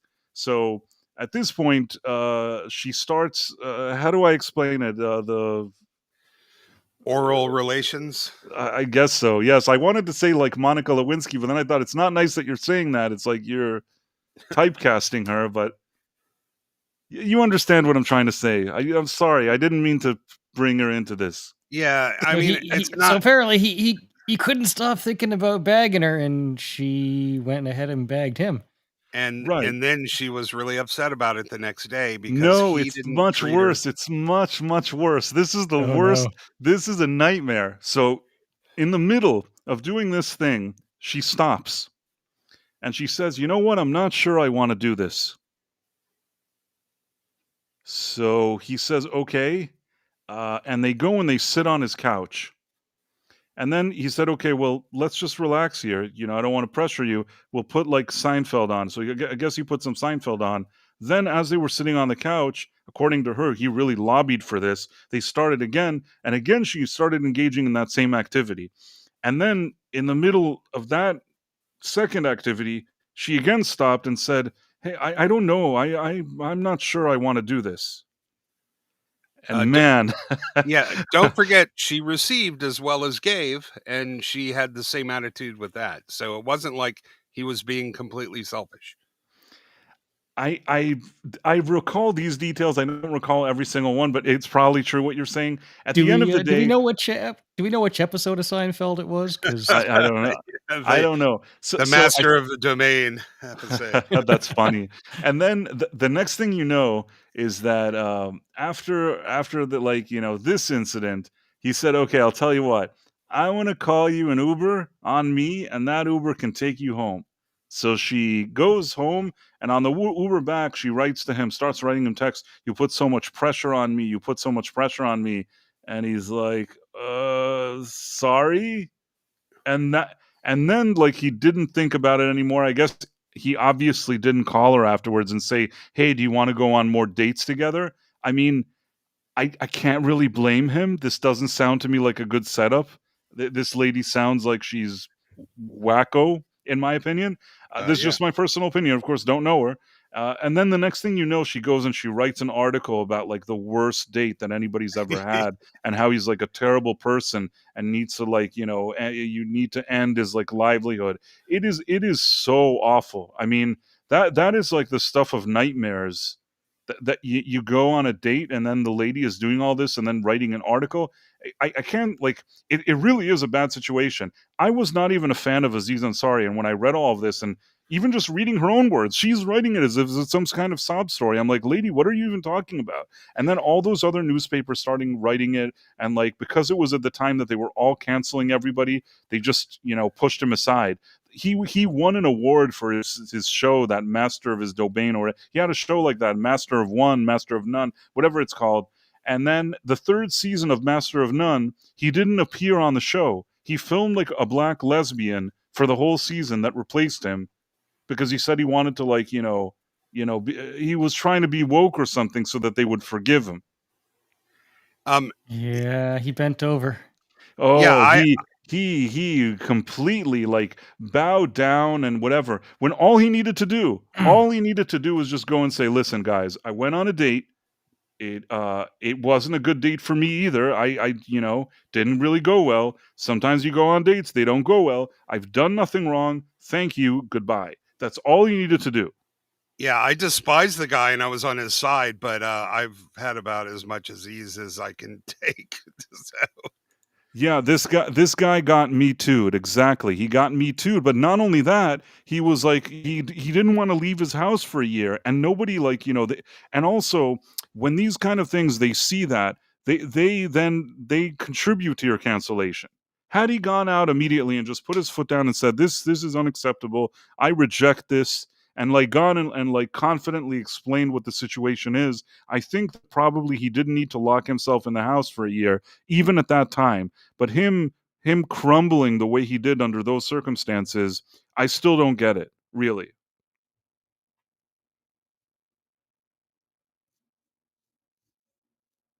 Well, he bent over and took it while giving it. Yeah, I mean, at the end of the day, there's nothing in that stupid, article of hers that sounded like anything wrong. It sounded like you went on a date with a guy who you kind of went with him because you thought he was rich and famous and that's who you wanted to date. And then you wanted him to really talk to you about your personality and about your desires and wishes. And it just seemed like some dude on a date that was looking to get some action.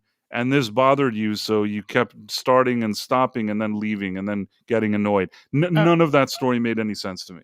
I would like to know if he played the Schindler's List episode of Seinfeld, because it would be a factor. I don't think that's the one. I don't know what episode. Tim Hayes says, you play the wrong episode of Seinfeld, and you're going to turn everything off. This is Aziz Ansari. Yeah, that is a few the of them guy. you don't want to. You don't want to do that. Aziz Ansari. Every time you say the name, it's like a knitting needle going into my ears. It's like Rumpelstiltskin. So yeah, that was the whole thing. I don't even know how he got to this guy. Oh, so he made his movie now, whatever. Listen, some here and there, I'll tell you what. The parts that I thought were funny and good fortune, this is the one thing I'll say, they had a few jokes about tech bros that I thought were mildly amusing. But I almost feel like Aziz Ansari, maybe as part of his stand-up, I don't even know if he does stand-up these days, he had some ideas of making fun of tech bros. It wasn't the worst idea. Some of these jokes were okay, but it's he's I have to shove all of this into a screenplay. It has to work somehow. And I'm not sure that it all comes together. It's not the worst movie I've ever seen. There's worse things that can happen to you than sitting and watching this movie. But I think that given the potential, and you said $50 million, this movie, like you said, it looks like $15 to $20 million. Doesn't look like it's worth $50 million. Well, there's a pretty decent cast in there, and that's what it costs. Yeah, the cast has got to be most of that budget. He's from India. He's an Indian American. Pockets, right? He's American Tim Hayes, but he's Indian American. So he's just annoying and not funny. I think that's really the takeaway. So, he is one of the recipients of DEI in Hollywood. He's not funny enough. If he were Caucasian, you would not know who he is. I mean, there are Caucasian people that are less funny than him, if that helps. Seth Rogen.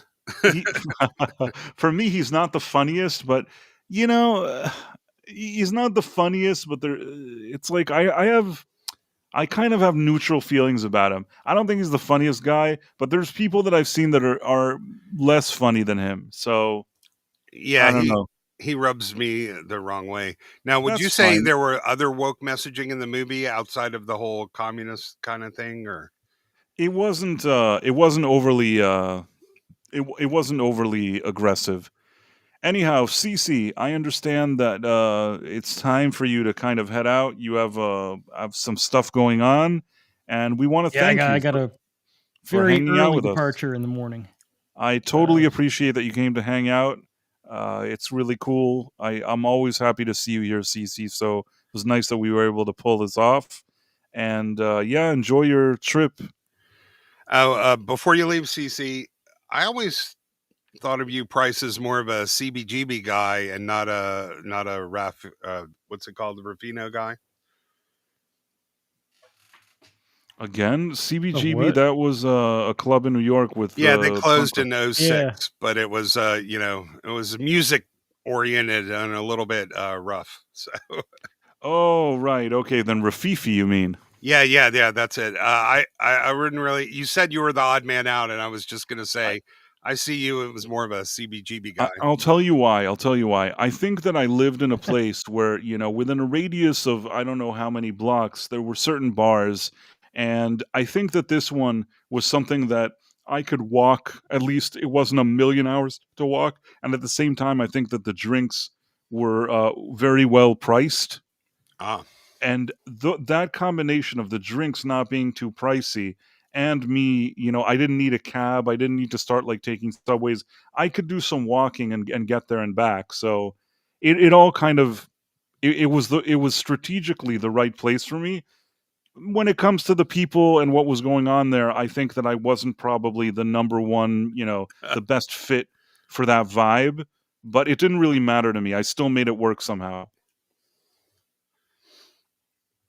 well, good to see you again, CC. Thanks for coming. I'll see you later. Thank you for CC. having me. Appreciate it. Cool, man. I don't know. I think you have to. Oh, here he left. Wow, I'm big. Like So CBGB, yeah, CBGB was cool. I was already like at the time that I think I've been there, but I didn't spend a lot of time. I wasn't. I think CBGB its greatest years were like the 70s, maybe you had the 70s, the 80s. Those were years where you had like the Ramones, you had things like that going on there. Unfortunately, at a later time, it still existed, but it wasn't really that kind of club anymore. Yeah, my memories of it are more in the 70s and 80s. I was surprised it actually lasted as long, but it was I think it got more rough, and you had a good chance of getting hurt when you went in there later in the 90s and stuff. So yeah, I don't know. I was kind of out of the loop in the 90s. Don't really know what happened with it. I regret. I just I wasn't in the 70s and 80s. I wasn't that kind of age that I could go to these type of parties, if you know what I mean. I get it. Like, it would have been nice if I was and I was a part of that. I mean, honestly, if I was around in the late 60s or even in the 60s, there's so many bands that I would have wanted to see. But yeah, that's I'm more of a grew up primarily in the 80s, kind of. So Okay, why my bear is so huge? that's a strange thing for you to say, Ista. On the screen. Okay, on the screen. Did you want to hit Shelby Oaks or go to James Gunn? Wait, New York Dolls. New York Dolls. I actually met the New York Dolls, but I think that they had. I met them at a later point, and I feel like they had fake people. We have a super chat from the Dead Man again. Oh, okay. Let me see for a second. I'm trying to think. What was the name of the guy that I met from the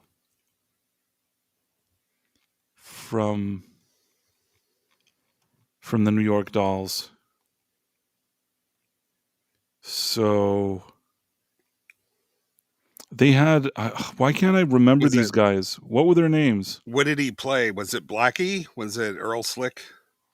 Okay, Earl Slick. I've met him before. Slick. I've met him, and he's a nice guy. At least when I met him. You know what bothered me when I met Earl Slick? It's that he was like Bowie's guitar player. He's such a classic. I think maybe even played with John Lennon. That guy's like the real deal. And I had a meeting once, and he was there. And what I understood is even though he was Earl Slick and he had such an important role in some of these classic musical icons' music, he himself like wasn't living the high life, if you know what I mean. No, he was a studio guy. He just went in, did his thing, and right. And as such, he wasn't like you want to think that a guy that's been hanging around and making that kind of music with those people would be living the high life, if but he wasn't living it. No, I mean, I think he made a decent living, but a lot of the studio guys, they had a family. They didn't get seduced by drugs and the glitz and the glam. And no, I mean that I thought that probably like I would have liked to have seen that he made more money. He looked like a guy that needed to constantly find work and things like that. I'm not saying he didn't live on the street, but when you know the kind of things that he was involved in, you would hope that somebody has more than what he had. That's the feeling that I got. It may have been a stupid feeling. I may be like a dum-dum, but that was the feeling that I got. And well, he might just have been really bad at managing money, which is something musicians are known for as well. I don't know a lot about his personal life, but okay, yeah, now I know who I met. I met Steve Conti. Like there were two Contis in the band, and this, it says, from 2004 to 2010, he was like the guitar and vocals for the band or whatever it is. So that's the guy I met. His name was Steve Conti. Well, Slick, he was married. He had 2 kids. They seem to come out not weird. So I think he did okay. He seemed like a decent guy when I met him. I didn't think that there was anything, wrong with him. I don't know. I can't tell you. This meeting was like at least 15 years ago. So it's not like I can tell you like yesterday exactly everything that happened there. I just remember thinking to myself that his resume was so impressive that you would want to think that somebody with that kind of impressive resume would get more recognition. I don't really know how to explain it to you. That's how I felt with the meeting, but it is what it is. He has a Facebook page. He looks like he has a nice house. His children look healthy and well. Then I'm super happy for him. I think that I think I have his email, by the way. And no, I'm not even kidding. The real me, not Price of. You know what I mean? Empress and M. Steve Conti did some vocals for the Cowboy Bebop anime soundtrack. That's cool. What I remember about him is that he was kind of full of himself. I feel like him and his brother were standing there. It was, again, an industry event, and they were standing next to me. I didn't even know who they were, and like they stood around like as if they're like the biggest superstars that ever happened. And then I think I asked them, like, oh, that's like the Conti brothers from New York Dolls and like whatever. Listen, man, when my first band, got to play at the gym at my school when we were done, I felt like that. I get it. It's like I felt like Mick Jagger after the Stones hit it big or something. It's right, but they're already in the game for a while, for years, so I think that they shouldn't be that way. It's the same way that I felt with that Static X guy, that he walked in and he was like so...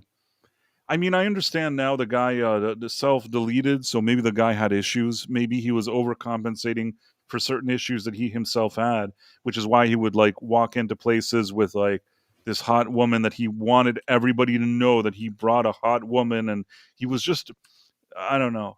I guess I didn't understand. I didn't understand it when I saw him, but later when it turned out that he, suffered from certain things, it kind of made more sense to me. So you never know. People have their own kind of things, issues, whatever it is. Anyhow, so that was the New York Dolls and Steve Conti, and yes, I met them.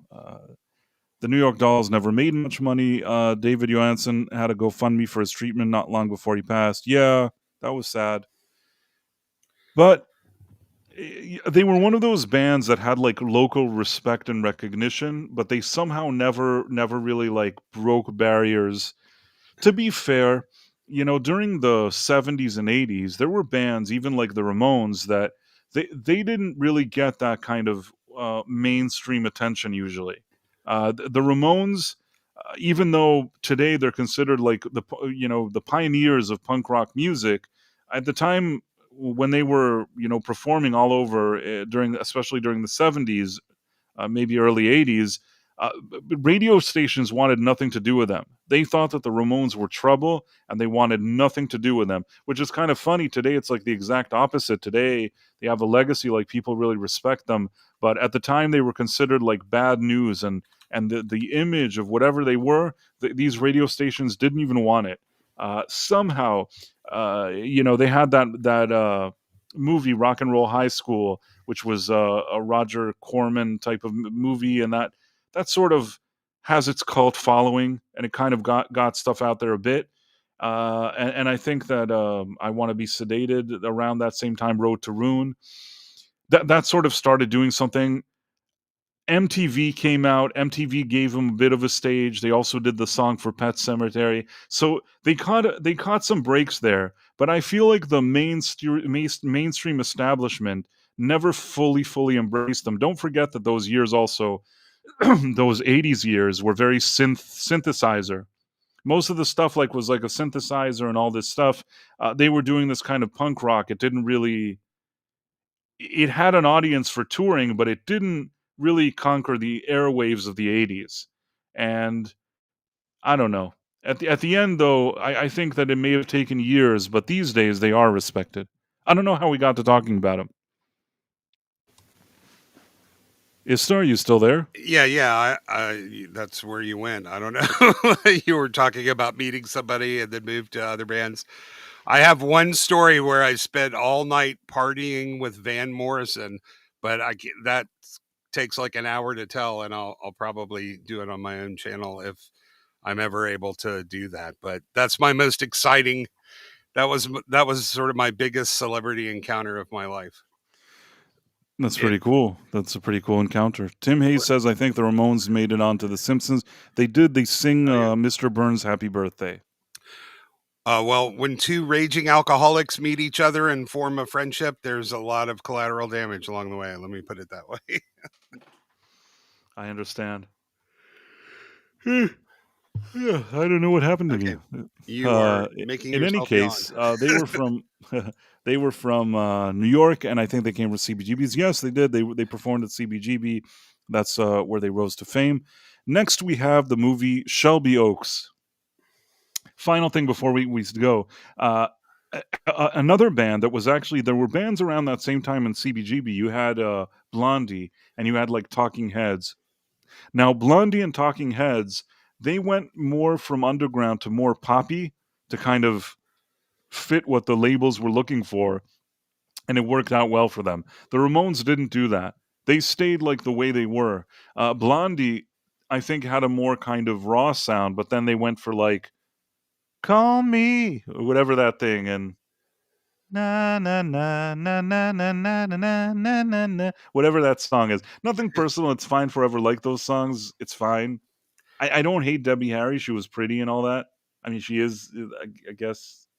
I think she's still around doing something, but she's pretty well respected. I got to meet David Byrne when they were making that movie, the Talking Heads movie. I think, the weird one where he sort of walks around the country. The name is eluding me at the moment. It's fine. And yes, I'm sorry. I did yawn on a stream, Stephen Mack. I apologize. I did that. That was me. I take responsibility and I apologize. I'm always apologizing to Stephen, but I take responsibility. Talking Heads, they were... I didn't dislike the Talking Heads, but I will say that even they had to sort of, I think, mold their sound to fit more like the MTV, the labels, what they were looking for. I remember one of the early videos that I saw was Burning Down the House.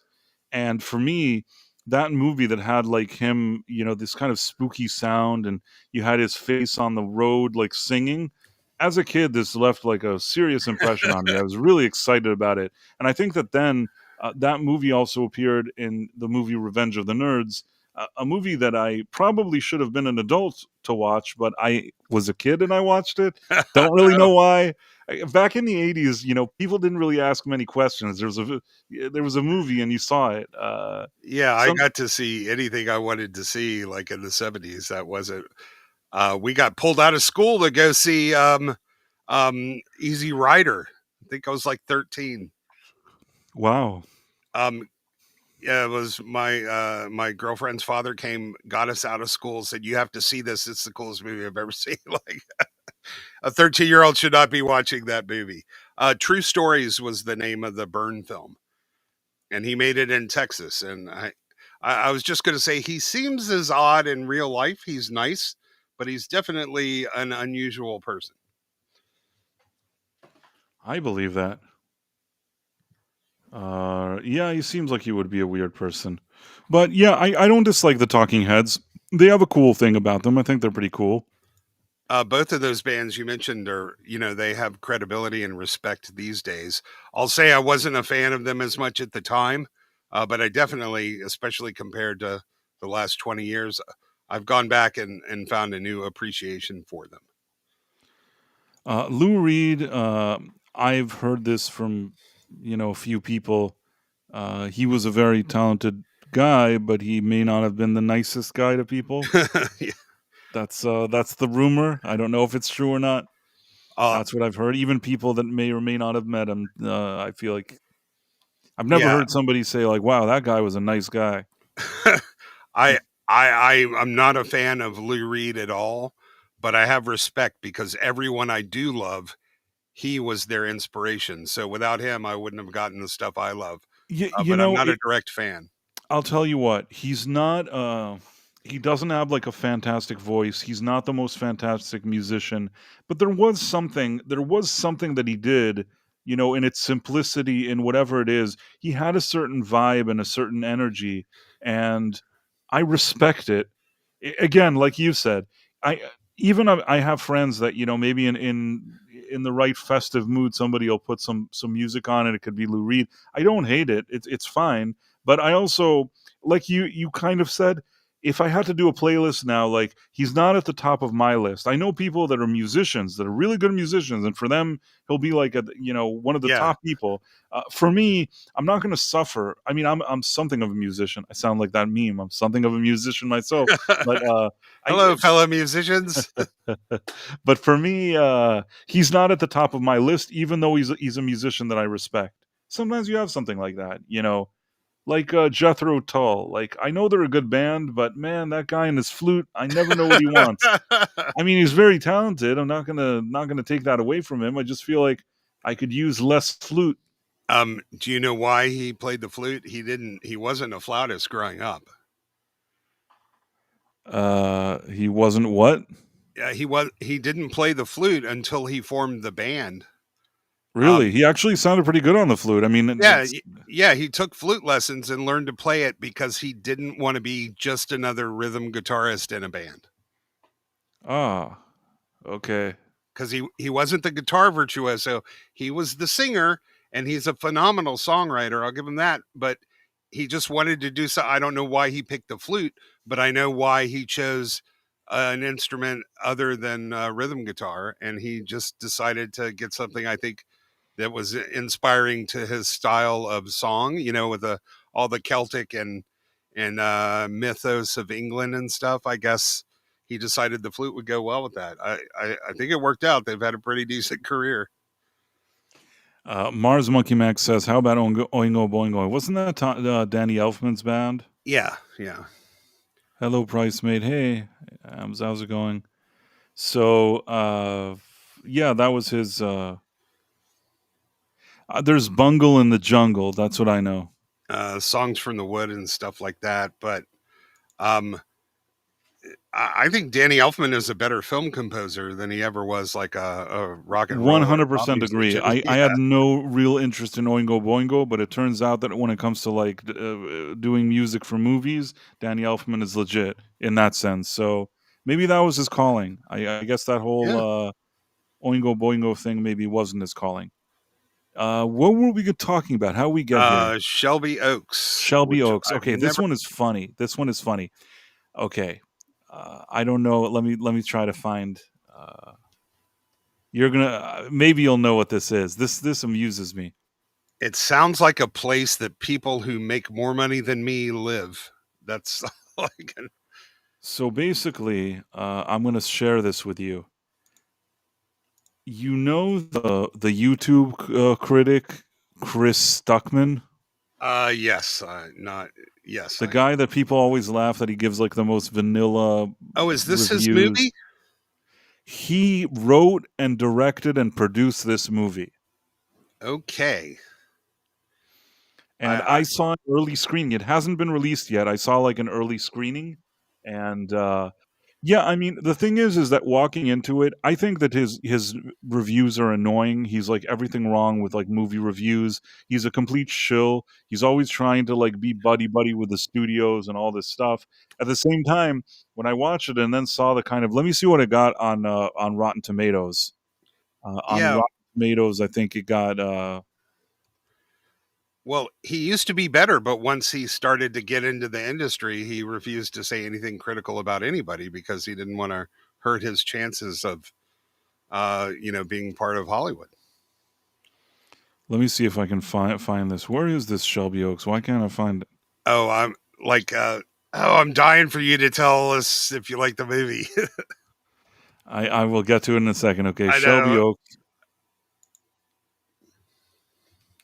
First of all, it's so strange. It said that it's, it was made in like 2023 or something. I don't know. Didn't even know that. It has a 73% from critics. So basically, I'll tell you what I think. Let me share this thing. This Chris Stuckman movie, what it is, the Cuckman paradox. Somebody, Mars, Hams and Stephen Mack, everyone, the Cuckman. Yeah, that's a good way to describe him. So I'm no fan of his, but walking into the movie, I just, first of all, I hadn't realized until it started that this was his movie. I didn't actually know it, but when I saw his name, like, I knew he was making a movie. Now, I decided not to be not to be mean in the sense that like I have to give the movie a fair chance. Yeah, of course. And I'll tell you what, the movie is like 90 minutes, and I think that the first maybe 40 to 50 minutes for me felt like torture, but not torture because I'm not because I'm watching like some scary things, and that's the torture part, was because of how boring it was. And I'll tell you why. I guess this is a strategy that you use if you want to cut costs, and I respect that on the one hand. I'm sure this movie only costs probably like $1 million to $2 million to produce, so that's not nothing, but it's still, this wasn't a movie that cost like $1 gazillion to make. So I understand that there's budgetary concerns, but the one thing that I don't like is that I feel like at least 30 minutes, maybe an hour, it's sort of presented as kind of like a documentary. And I mean that in the worst possible way. There's nothing that annoys me more that the first hour of the movie is sort of trying to be like, almost like they're showing you an episode of Dateline or something. It's like there's this group of teenagers or whatever they are that some year they disappeared, and there were three guys, or three of them died, and one girl was never found. Now, the premise isn't completely not interesting, but the fact that they're like sitting there and it's like one of those Dateline things and they're talking and like reminiscing about it, I can't stand that strategy. I can't stand it. It annoyed me so much. I don't care how much money they saved doing it.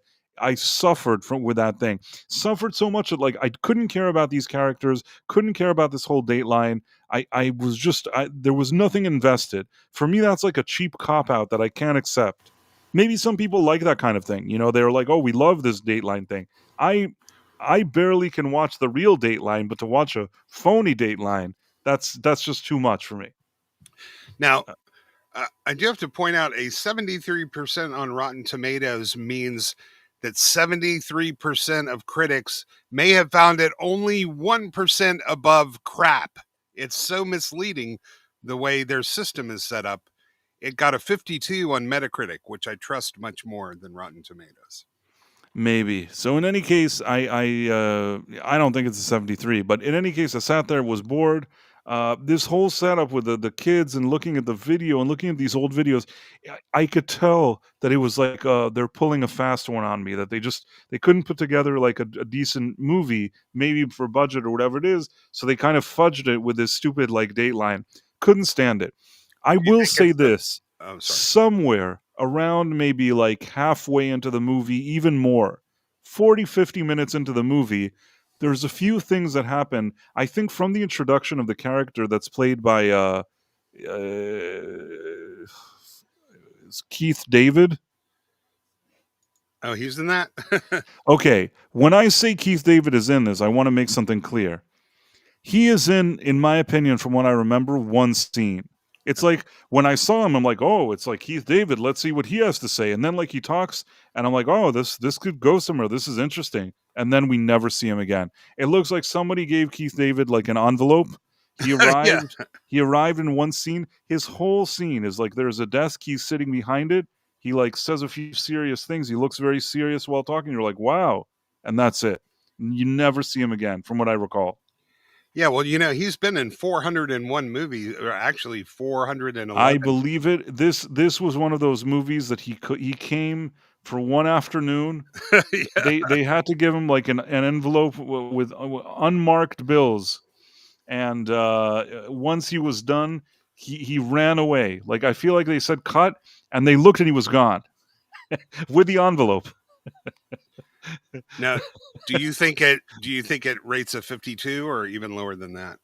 Okay, so then what happened was the final part of the movie. I don't want to spoil if somebody wants to watch it, but basically the whole idea is that there's a sister that she's not given up on finding her, disappearing sister that disappeared under spooky, mysterious circumstances. Now, her sister and these other kids, they initially were like from the early YouTubers that did spooky things, were like looking at haunted houses and stuff. And, there's people trying to find, she's trying to do the clues, she's trying to find her. At the end, after speaking with Keith David, without doing full spoiler, it gives her some idea of what may have happened, some new information, or she goes to a place, she collects a few other clues, she ends up in this location, and there's sort of a third act where, like, there's some kind of finale there, or, climax, or whatever you want to call it. I will say this. Somewhere around the final 20-30 minutes of the movie, there were some things in there that I didn't dislike. There were things that I thought, okay, this could have been a cool idea. This isn't bad. And I even thought, like, visually, I said, okay, this looks kind of cool visually. I understand he didn't have a lot of money, but I think that he did a decent job with whatever he had to work with in this part. The problem is you don't give a grade for a movie based on the final maybe 20, 30 minutes of it. If the movie is 90 minutes, 90 minutes have to be at least decent, So, and me being like for 2/3 of the movie bored, like I'm like, what? This is awful. Like I'm so bored. Was it that's not a good situation for me. Like if the whole movie, was on the level of that maybe final 20, 30 minutes, I could have given this movie, maybe something in the 70s, maybe. But since that's not the case, I can't do it. I can't. How can I give it a 70s if only like 20 to 30 minutes are legitimate? I don't know if legitimate is a good word, but you know what I'm trying to say. I have two questions for you. Yes. One, could you just watch the last 20 minutes of the movie and enjoy it? And two, was it better or worse than Tron Ares? That's a tough question. Both are movies that I didn't dislike. I will say this. Tron Ares had no excuses. It had something like $200 million. If you have $200 million and you can't put together a movie that like isn't a complete embarrassment, then you are really, really stupid. With Chris Stuckman, like him or not, if he had $1 to $2 million and he still was trying to put together like a feature film, like a legitimate sort of Hollywood feature film, I have to at least respect the effort that he made. So if I had to respect a movie more, I would respect like Stuckman's. Plus, I think that the last 20, 30 minutes probably were better than Tron Ares. The problem is, what do you do for that hour that like you're sitting there bored? And when I got up, I kind of wanted to feel what other, kind of curious as to what people around me thought about the movie. It's funny because they don't know, like, they don't know that I do reviews and stuff like that. I'm curious. Not that it would matter. It's not that I'm like the critical drinker. Nobody cares, but it's just funny because it amuses me that I'm just later their information that they gave me is more valuable than they realize. So did they all look bored? Yeah, I mean, there was this one couple, and I said, like, I seemed kind of disappointed, and they were standing next to me, and they're like, yeah, this movie was awful. Yeah, like they hated it. They hated the movie. They're like, this is a terrible, terrible, awful movie. They thought it was like completely bad and stupid and awful. Then there was another couple that I kind of was walking out of the theater, and they were next to me, and I said, "Hey, what'd you think?" So the couple that liked the movie more, they also said that whole idea of like the Dateline was maybe stretched a bit much. The lady from the couple was like, "Well, maybe it's a budgetary thing." Like she was saying things that were smart. I thought of that as well. Like while watching it, that probably it's a small budget, but she also said that the movie only starts like picking up somewhere in the middle, maybe after 40-50 minutes starts to get a little more interesting. I don't know. Maybe I would say it's like a missed opportunity. The weird thing is, though, some of these guys that reviewed it, I guess they're nice to him because he's a critic. So maybe like uh, they kind of empathize with him, or they identify, since they also identify as critics. You know what I'm saying? Yeah. So I guess maybe they were being a bit kind to him. I personally think that if I had to take that 20-30 minutes that didn't suck, it showed he had some potential. He wasn't completely bad, but if he were to make another movie ever, it has to have like a real screenplay with people actually like, filming a movie, and not him doing 20 to 30 minutes and littering it with a bunch of crap. Well, when this comes out, I'm just planning on watching the last fourth of it. So I'll let you know how that goes. No, you have to watch everything so you can know the context of whatever that stupid thing at the end is. You'll suffer, but I'm too old to waste my life sitting through shit like that anymore. Can't do it. But I will give the last bits a legit whirl. That's fine. You can go like wherever you find like Keith David, wherever you find him in the movie, that's where you should like. That's where I suddenly was like, "Oh, what's going on here?" That was like the part that I kind of woke up. All this stuff initially, like I suffered, but that's just me. And yeah, if I had to give it a score, I don't think I'm giving this a passing grade. I just can't. I can't. If you made like 2/3 of the movie that's kind of shitty, sorry, Sean, can't suddenly like ignore that because the final third wasn't bad. Well, when I asked about Tron Ares, what I was saying, like budget aside, whether or not they just on the final product. I think that probably Tron Air, like I said, it's hard for me not to take into consideration the budget, because this is effectively a low level, small indie movie with an almost non-existent budget. I can't put that up against Tron. Tron Ares is a disgrace. If you have $200 million and you suck, then you really suck. Fair enough. I mean, it could be that Stuckman, if you would have given him another few $1 million, would have delivered something better. It's just that he couldn't. So there's a part of me that, even though I'm separating, I think he's weird. I don't like him. I'm not fond of him. But as just if I separate my personal sentiments and I just look at it professionally, I can somehow respect how little money he had to try to do what he was trying to do. And I can't completely just trash everything, even though I still wouldn't give it a passing grade, but I would probably give it a higher fail than I would give Tron Ares. Plus, you know what? I'll tell you another thing. Chris Stuckman, he didn't take somebody else's franchise and then insert a third chapter where he's taking a dump on you. He took like a small budget and made a movie that he thought, the people would want to see. And whether you like it or not, it's his movie. He did that. He did what he wanted. He made his movie. And for me, I would have to give the better grade to his movie than Tron Ares, which shows you what a disgrace Disney is. That, if maybe even once these guys, instead of taking $200 million, do an initiative. Take those same $200 million that you're going to lose anyways. Do an initiative. Find 10 filmmakers and tell them, listen, you got $20 million each. Let's see what you got. Well, the idea here is this good enough? Like maybe he takes the last 20 minutes and uses that as his reel to get more funding for his next movie. Maybe that'll work. I think that may happen. I think that there is a distinct possibility that somebody will see that reel of the ending and be like, you did this whole snooze over the course of the first hour, but man, that final part was kind of interesting. Yeah, people give channels like yours and our little thing like we want people to fail, like we just like hating things, and that's not true. I want them to succeed. I want good movies to be made, but I'm not going to sit there and pretend that garbage isn't garbage. So, I hope he gets another chance. If he's capable of doing that 20 minutes and he has the money, maybe he can deliver on something really good. And I would be happy to see that.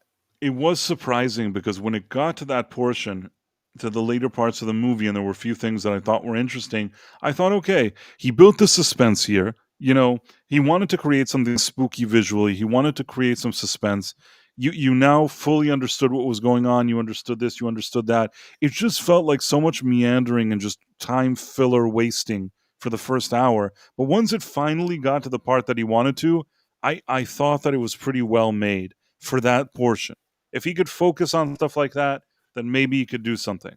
Well, that's saying something. And the fact that he saved the budget for the ending kind of says something like it's better that it's there and not at the beginning of the movie, and then just loses the whole audience. So, I would have thought, I would have still looked for other ways to do this movie in a way that I like it when you feel like you're watching a movie. Not that the first maybe 30, 40, 50 minutes, it's hard for me to tell now. It's all like a blur. But I felt like I was sitting through a very long episode of Dateline, and I'm 100% against that. I don't like sitting through Dateline. Like I said, fake Dateline. Fake Dateline is the worst Dateline you can sit through. Yeah, you're not kidding. And I suspect much of the audience isn't going to want to do that either. But again, hopefully, he'll get more money for his next project. And, it sounds like you're relatively fair. Obviously, like typically when I'm tortured for the first half of the movie, I'm not even going to recognize if it gets better by the end rolling around. I'm already, I would have probably walked out before then because so what happens to me is that if I'm sitting in a movie and it's annoying me, sometime I really feel like falling asleep. Like it's just like it's sort of a shut. Like I can't take it. It annoys me that I'm watching something annoying. And the theater is a place that's like comfy. You have these recliners, and sometimes when it's really bad, it's almost like I just want to go to sleep. I was on the verge of that. I was like battling myself not to go to sleep, even though I really, really wanted to, until suddenly, like I said, I think David Keith is the turning point. Suddenly I'm like, there's a movie, there's something happening. And yeah, I like it when it's actual movie, when there's actors, when there's something going on. I prefer that. The gimmick of why don't we use a security camera? Like, no, don't show me a security camera. Screw you and your security cameras. Show me an actual scene from a movie where people are acting and putting together something. I don't want the thing where it's like, oh, doesn't this look like a security booth in somebody's living room? That is shitty. I don't remember. What is it? Who does that? There's some movie that you see security cameras. Is that like Cloverfield or Blair Witch or a lot of those? No, not that one. Not that one. It's some other jerk-off one. Sorry, Sean. But I'll tell you this. Beyond that, I never even liked the Blair Witch Project. I don't like that shit. If you have $2 and you don't have anything to say and it's just some shit, I don't want to see it. I want to see people that are that made a movie. Isn't it cool that I brought a video camera into the forest? No, it's not cool. It's shit. Yeah, I actually used to work for a company that made talking they got very Tomahawk, famous. You're right. You're absolutely right. Go on. Sorry. No, that we would make documentaries of politicians and famous people. They called it talking head stuff. It is very difficult to keep the audience engaged when all they're looking at is talking heads. It's like watching the news for 2 hours. It's rough. Oh, we got another super chat from the dead man, so I want to show that. Hold on for a second. And that just goes to show you, people think I'm just a jerk for no reason. Even though I don't think much of Chris Zuckman, I still looked at it fairly. I mean, my criticism is my real criticism. I'm not nice and I'm not mean. I'm just me.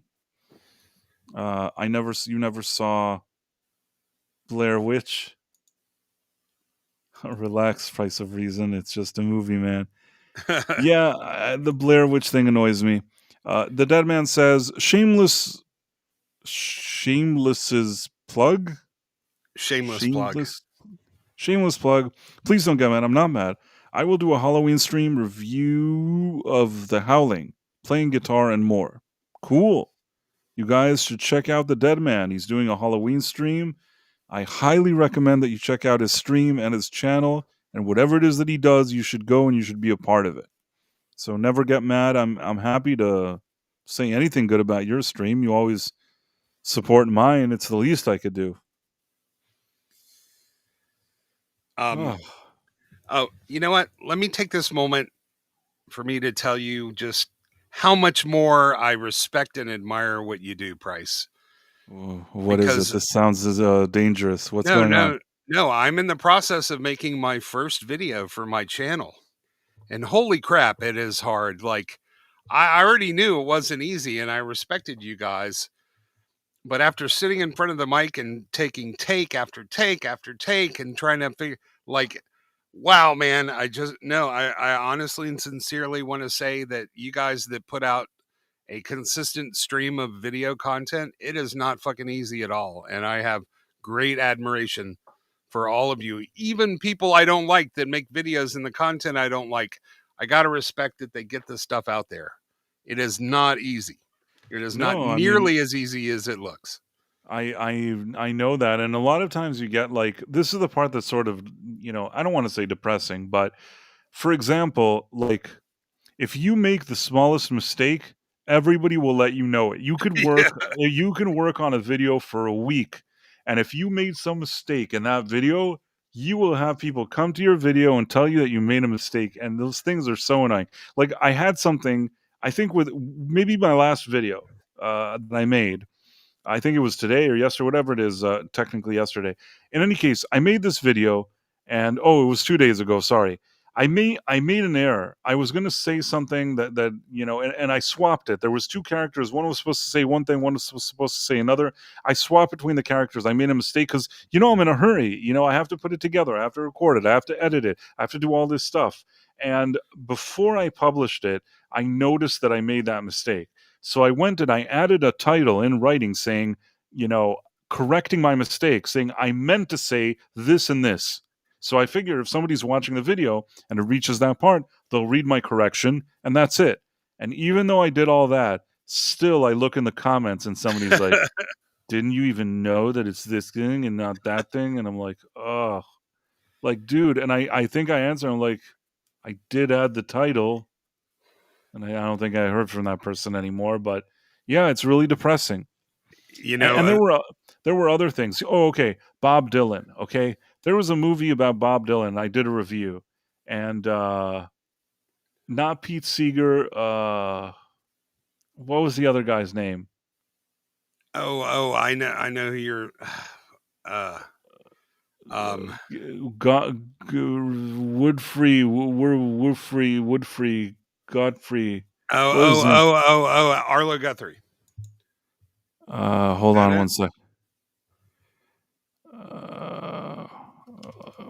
I think that's what it was, but let me just see. I want to make sure.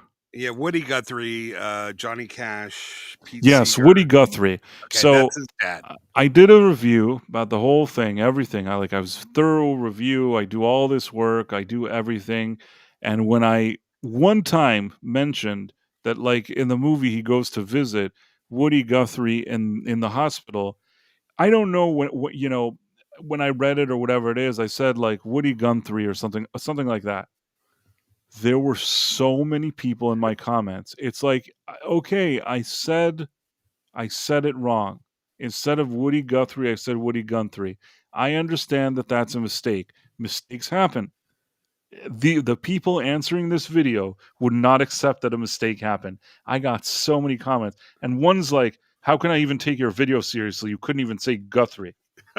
Somebody wrote that. And I'm like, dude, it's like, you don't know how much time I put into these videos.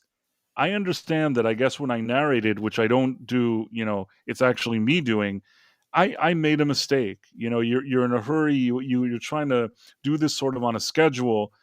At the end, like this whole thing was that I made a mistake because I said Guthrie instead of Guthrie, with so many bitter people in the comments leaving me a bunch of crap. Most of these people, I guarantee, have never made a video. They don't realize, how much work goes into it. And they're just, it's such a, it could be kind of annoying sometimes. I mean, I'm still happy to do it and all that, but you know what I mean. It's like there are some people that are very nitpicky and annoying, and not in a good way. Yeah, there a third of them you're never going to please, so don't even try. Just you'll have your fans that'll like everything you do. It's the people in the middle that really but you do it for yourself, and then if you're doing it for yourself, nothing anyone can say can bother you. But man, I know I'm recording a whole paragraph, everything's perfect, and then I flubbed the last word, and I'm like, oh fuck, I've got to go back and do that all over again. It is very unnerving. The longer the passage I'm recording, the more stress I'm feeling to get it right. It is a lot. It is a lot of work, and I don't dislike it. I like doing this, but just those moments where people. Another thing, like they'll never let you forget it. I don't know what it was. I think like this. I said instead of Superman 1978, there was somewhere that I said like in a video Superman 1977. I meant 1978. I made a mistake, okay? I'm a human being. I talk in the video for 10 minutes. There's one thing. And again, if you look at all my videos, okay, if you go and you look at all my videos, it's not that a million of them have like all these mistakes. Sometimes it happens. There was another thing. Once I made a video and I wanted to write box office, but because I was tired, I think that it wrote like box office, like the C was missing or something like that. I was just really tired, and I set up the video and I went to sleep. And the next day, and I look, and of course, in the comments are like, "This man can't even spell office." Hey man, I have typos all over my Twitter. I don't care. When I was 4 years old, I broke a lamp. When I'm 50 years old, my dad's still bringing up that I broke that lamp. I'm no stranger to never letting you forget something. Yeah, no, they never let you forget. But the thing with The Office, and the thing, I don't know if I answer that person, but they could look at all of my videos. There were so few typos. So one time, the C was missing in The Office. I would have gone and changed it, but sometimes when a video is already there and you start changing it, that may be not good. So I just thought I'll wait, and it stayed like off or whatever without the C or whatever it was. It's so stupid. But it's funny that somebody had to arrive and say that to me. And like, I kind of knew that there would be a person. I knew it would happen. I'm still trying to figure out why Harry Sisson is upset that Trump gave him free chocolate. I'm really surprised that guy became a thing. Like, there's something so uncool about him. Forget about, like, sometimes you have a situation where one guy is like supporting this party, one guy is supporting that party. I just think that there's something so uncool about Harry Sisson. He seems like a guy that, like, if I ran into him in real life without knowing his politics, he'd just start talking to me, I'd want him to stop talking to me. Like, he seems so annoying. So annoying, in my opinion, at least. I can't say maybe for other people he'd be great. He seems like a guy that I consider very, very annoying. Well, he's so obviously inauthentic, but that's why I don't get the Democrats in general, because like, are you really buying this crap? Like and believe me, no party has a monopoly on hypocrisy, that's for sure. But it seems to me the Democrats are more brazen about it. At the same time, they're ignoring that the guy who's running for attorney general, like wanting to kill children. They're making a big deal about some dumb college Republicans using nasty language in a private group chat, and they'll address one, but they're completely ignoring what is obviously a much more egregious thing on theirs. It's just, and that's the thing. The ones that decided they're ride or die, nothing's going to change their mind. But I think the independents are not buying all of the inauthenticity and all the bullshit coming out of the Democratic Party. I hope they're not. Yeah, it's hard to say. Don't know what to tell you. Oh, speaking of bullshit, that might be a good segue to the next topic. Okay. Which was James Gunn feels the heat. Oh, speaking of James Gunn, tell a joke for a second. I'm going to be right back. Tell an interesting joke. Okay. Well, I do know jokes, but I can never seem to come up with any on the fly. I need to have one ready, chambered next time, because otherwise, the only joke that occurs to me now is really off color, and I don't really want to say it. So, I can do knock knock. You have to help me out on the other end, though. All righty then. I am failing my role as a sideman here. I got nothing, but I want to keep the stream moving along here. So that was your joke? No, I was said knock knock. I need you to help me out here. Knock knock. Who's there? Interrupting cow. Interrupting. Moo! I didn't quite get it, but for a late night stream, I think it'll do. Yeah, next time I'm on, I'm gonna have one in the chamber ready to go. I wasn't prepared. You did the best you could under the circumstances, Istophobos. In any case, I was just grabbing myself a beverage. That's why I disappeared, but now I'm back. Well, I'm glad that I can totally humiliate myself in order to enable you to get refreshment. So that's good. You did great. So we went over the movies. We went over Shelby Oaks and that. I did want to ask you something. Mm-hmm. Because have you been watching Tulsa King? Yes, but I kind of hit a wall. I was enjoying it, and at some point around episode 4, I kind of stopped caring. This is something that, I don't hate the show. I can watch it, but it does kind of feel like it's not as good as it was before. Absolutely, and it's kind of like I've been there, done that. I've seen this story. There is a been there, done that feel to that. Let's see for a second. And trust me, this is a show that I really want to like. This is exactly up my alley. I just want to like the show, and it's not that when I watch it, I'm not suffering. It's fine, but I thought that season 1 was really good. Season 2 was good. Season 3 is kind of okay. I really hope that they manage, and I understood that from the first episode when Stallone was saying that Terry Winter is going to be coming back for season 4 as showrunner and head writer. I know why he did that. I know that Stallone watched this season and said to himself, we need somebody like Terrence Winter. Why is he not here with us? Yeah, the person who wrote this, there's just...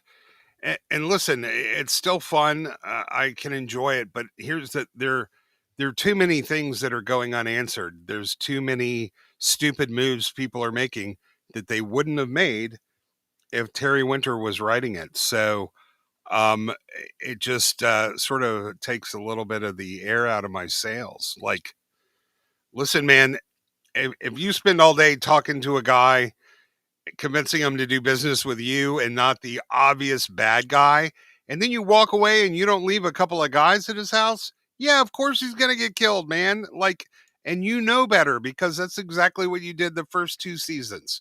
Right. So, hire a security guard, consultants, or leave some... They've done that like 3 times where they obviously left somebody extremely vulnerable in a position where Robert Patrick's going to come after him, and I'm like, this is the kind of writing slop that we didn't get in season 1 and 2. It's very sloppy. There's a lot of just like going through the motions. Yeah, it's like, now there's another guy in New York. He's unhappy. We already took care of New York last time. We already got rid of that other guy. That kind of thing was tied up. Now the other guy in New York, he also wants the thing. It's like, how many times can the guys in New York, die, and then another guy comes and wants a piece of the action? Yeah, you know what? I think they want to keep the actors and give them something to do. But in my mind, it's like, we've already done New York and Kansas City. Like, let's move on. I know you like the actors, but, they don't keep them around longer than they're welcome. Don't give them busy work and something to do that doesn't make sense. And when they went after people, like when Tyson's dad got blown up, that was good because nobody saw that coming. But with the people that get hurt this season, everybody sees it coming, and it's stupid. So give me the smart writer again, please, and I think I'll be happy. Yeah, he needs Terry Winter, who was like, involved with The Sopranos and stuff like that. You need a writer like that. I mean, even now I'll say that the show, they're not really gangsters. The good thing about The Sopranos is that each season one main character can suddenly die. There could be a lot of stuff. There's a lot of like real crime. Here, like he's a mob guy, but they're all kind of like, he's trying to be nice, and they're kind of a little more on the up and up, these people. It's sort of like it wants to be a combination of a few things, and it's really difficult to find that balance. I think that Terry Winter knew how to do it, whereas whoever's in charge now isn't doing it as well. Nowhere near as well. Yeah, but when Stallone comes to your house and convinces you to do business with him and says he's going to protect you, and then he doesn't protect you, that doesn't make for a good story. Like, also, how many times can Tyson mess up? Like, Tyson, that guy, Tyson, it's like unacceptable. Like, there were people dead, and they took $150 million. Tyson, like, is I had a stripper. It's like, dude, it's unacceptable in a criminal enterprise that you would go to that stripper and lose the $150 million in barrels, and they're all going to be cool with it. That this would never happen. That did not ring true to me, that whole situation. Yeah, it's funny because I really liked his character in the first 2 seasons, but he's nothing but a annoying screw up in this season. Like, I'm ready for him to go. I actually liked what they did in the first season, especially, and then because he wasn't in this life and he was kind of pulling him in. The second season, the part where it's like his family life versus what he wants to do here, thought it was interesting. Third season, they don't even know. Is the family happy, sad? Do they care? Do they don't care? Is it fine? It's not fine. It's like, somehow everything just feels like very on the surface, going through the motion, and a bit template and a bit lazy in this new season. With all of that being said, I don't hate the show still, but it's not the same. It's not like, oh wow, there's another episode, where will I have to sit down and watch it? It's not that kind of excitement. Yeah, I'm not hating it, but I'm not all excited or in a rush to see it. The way you can tell, this is always the way you can tell. So Tyson was always sort of a wannabe gangster. He wasn't dumb, but he didn't have the experience. And as he slowly got the experience, whenever a character suddenly has to drop 30 IQ points to move the plot forward, you have bad writing. And that's how the majority of what I've seen over the past 5 years requires, in order for the plot to continue, somebody doing something uncharacteristically stupid. That was always the thing about the Jack Reacher books, which are all the same and somewhat ridiculous. But, he's got this meticulous plotting story coming up, but he writes himself into a corner, and he can't move on until Reacher does something uncharacteristically dumb. He does that, and then like the story starts over again. That's always the hallmark of modern writing or bad writing, when stupid is the way they seem to go. But whenever a character has to behave uncharacteristically, anything to move the plot forward, the writing is not good. It just so happens stupid seems to be the way to go. They're always picking lately. And you can name any movie, and I'll point out the point at which somebody has to become brain damaged for the rest of the movie to happen. It's very, it's no good, man. Yeah, I agree. And speaking of uncharacteristically stupid, we have James Gunn. That was a good segue. Yeah, I could work with that. Let me just make sure we didn't miss anything before I look into it.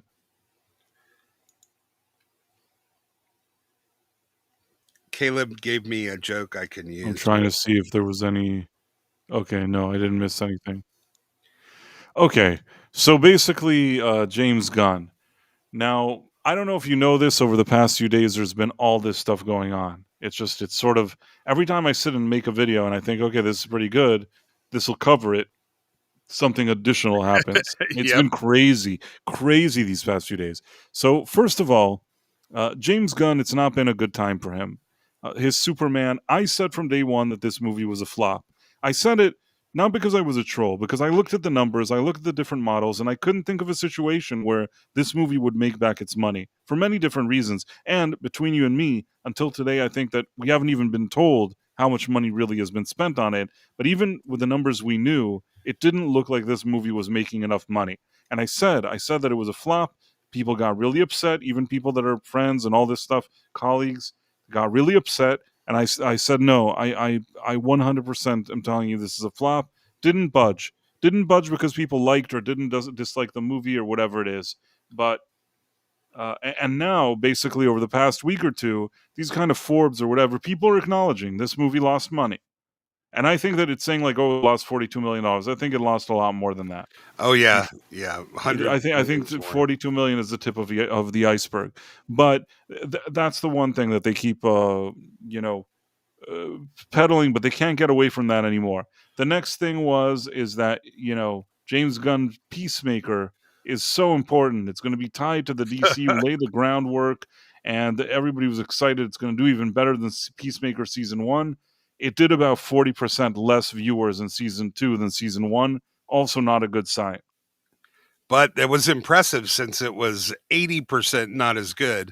So props for that. It did kind of suck. So you had that. And then it turned out that Superman wasn't really good. I knew this. I reported it. It wasn't so good on pay-per-view. They kept lowering the price. It wasn't so good on streaming. A lot of things show that this movie did not make the type of impact that the company wanted it to. And the question is what they do now. In the midst of all of this, Warner are looking at the possibility of being sold to either Paramount, Netflix, or Comcast. I think those are the primary candidates. Yeah, and it's really it's up in the air. The only thing we know for certain is whoever buys it is going to pay too much. That may be the case, but the Ellisons who own Paramount have a ton of money to spend. If there was ever a family that could spend it, it's them. And the question is, if they buy it, what do they even do then? Yeah, Zack Snyder, if you look at his Instagram, let me try to find this. If you look at his Instagram, Zack Snyder has some ideas. While you're looking at that, the Ellisons are the only ones that can buy it with a cash offer. Everyone else is going to have to do a mixture of stock and options, but the Ellisons have enough actual cash on hand to buy it. So that's going to make their offer, all other things being equal, much more attractive. Yep. So let me see if you can see here. Can you see this? Yeah. It all started a few days ago, just as they're saying that, the Superman didn't make money, it's not doing well in streaming, all this disappointment. Zack Snyder posts this photo of a defiant-looking Henry Cavill, and he wrote, "Henry Cavill is Superman," from Batman versus Superman shot with my monochrome, blah, blah, blah. But I knew the second that he posted this. This isn't some random thing. You look at his thing, it's not like he's posting it every second. Yeah. I feel like he was sitting around and waiting for Gunn to fail. He was waiting patiently for the moment that Gunn would be like in deep trouble, and then he popped up and he's like, "Hey, Henry Cavill is Superman." So you have that, and somebody could say, "Well, it was a coincidence." And of course, the media, the internet, everybody's talking about this. 510,000 likes. So. Yeah, it looked like, okay, it's a one-off. Maybe he just found a picture that he likes. Next thing you know, about 24 hours later, he has a picture of Joe Manganiello as Deathstroke. And then he wrote, "Thank you, Joe Manganiello, for being a perfect Deathstroke." Now, the thing with Deathstroke is he barely even appeared in Zack Snyder's movies. So him thanking him is strange. The only reason you would think that he would thank him is that he actually had plans to do some movie with Ben Affleck and with him. That's why they tried to tease that Lex Luthor tells him the name of Batman, and it was supposed to set up some kind of movie. And some people thought that maybe that movie would open the door for a Henry Cavill return too, which would be the Dark Knight Returns. So he did that, and people were like, man, he's really sending a signal. And he could have left it alone. But he didn't leave it alone. And then today he posted this thing. One of my favorite Batman photos. Took it with my blah, blah, blah. Now, why is he doing all this? The second that he was doing that, within like 24 hours, we were getting these messages and learning that we already knew this, but now it was more official, much more official, that Warner Brothers were actively looking for a buyer. Yeah, the story in the trades, that was the article that gave people permission that Gunn was no longer off limits. It's open season on James Gunn now. That's how they do it. They put these signals. They get the story out in the trades, and from the moment then, not only was Snyder feeling an immense smug sense of satisfaction, but this is an Instagram post. This is an audition, and that's what he's doing. He's auditioning. Yeah, I mean, the thing is that Snyder, I said this in a video that I did today, this isn't Snyder's first rodeo. He's had a situation where they didn't want his movie. He came back. He got the Justice League. You can like Snyder. You can not like him. But he understands this game very well. And I think that before James Gunn's Superman released, they wanted Zack Snyder to do Rick and Morty, which is a Warner Brothers property. They wanted Zack Snyder to do Pictures with James Gunn. They did it all in the same day as part of like a photo op. This was all very coordinated. Zack Snyder came in. He was the good sport. He came in to be the good sport that they asked. Didn't have to do it, but he did it. And I think that he genuinely waited to see what would happen. And the second he understood that James Gunn, everything that he's done is a failure, that he hasn't even managed to do as well as Zack Snyder's Man of Steel without adjusting for inflation, that all of his stuff is like it's missing the mark. You could criticize Zack Snyder, but I think that his movies at least felt like they felt to me epic and heroic. Yeah, and you may not like the tone, but they felt pretty big, and they felt like epic movies. There were things in them that I had issues with, but I've said it before. I would unironically watch Man of Steel again over James Gunn's Superman. Man of Steel has a really good cast of characters. The visuals, the score, the epic feel of the movie, all stuff that's legitimate, that holds up, in my opinion, much better than like James Gunn's whatever that is that he made. I think that Man of Steel, for me, the problems are, especially Pa Kent's death, Pa Kent telling Clark not to save the kids, Clark killing Zod, Clark battling Zod in buildings with civilians that he doesn't seem to care about. These are things that I had real issues. Those are like the top 4 things. Had real issues with them. But as much as I had issues with everything I said now, I still felt that there were moments within that movie that it is a superhero movie. It is Superman. I think that Henry Cavill was great in the role. It's just, I had hoped all the time that whoever, whether it's Snyder or somebody else, would make another Superman movie, that the screenplay would be stronger. That's really what I wanted, because it was in the right direction. There was something to work with there. It just needed to be, just better in the writing department. That's how I've always felt. No, but with James Gunn, I don't feel anything, really. Yeah, it was terribly written. There was no setup and payoff, at least in the Snyder movie. There was a lot of setup and payoff. The whole thing with his dad, Russell Crowe. I thought there was too much Russell Crowe in there, but the setup and the way that he helped Lois help Superman, like, it was very good. It had a compelling, interesting plot. You could actually take out a few of those scenes where the big flubs happen, and the only thing you're left with is killing Zod. And yeah, a lot of people weren't happy about it. And he only did it because they told him not to. It wasn't like it was really his creative decision. It was just him being a brat who always does the opposite of what he's told. It wasn't like his master creative stroke. I can see that. In any case, I think that James Gunn, he made it overly political, both his movie and Peacemaker, did the kind of agenda peddling. I don't like any of that. I didn't feel like Snyder was juggling, like pushing a bunch of agendas, at least in his movies at the time. I never felt that he called fans that didn't like his movies istophobes, something that Gunn did.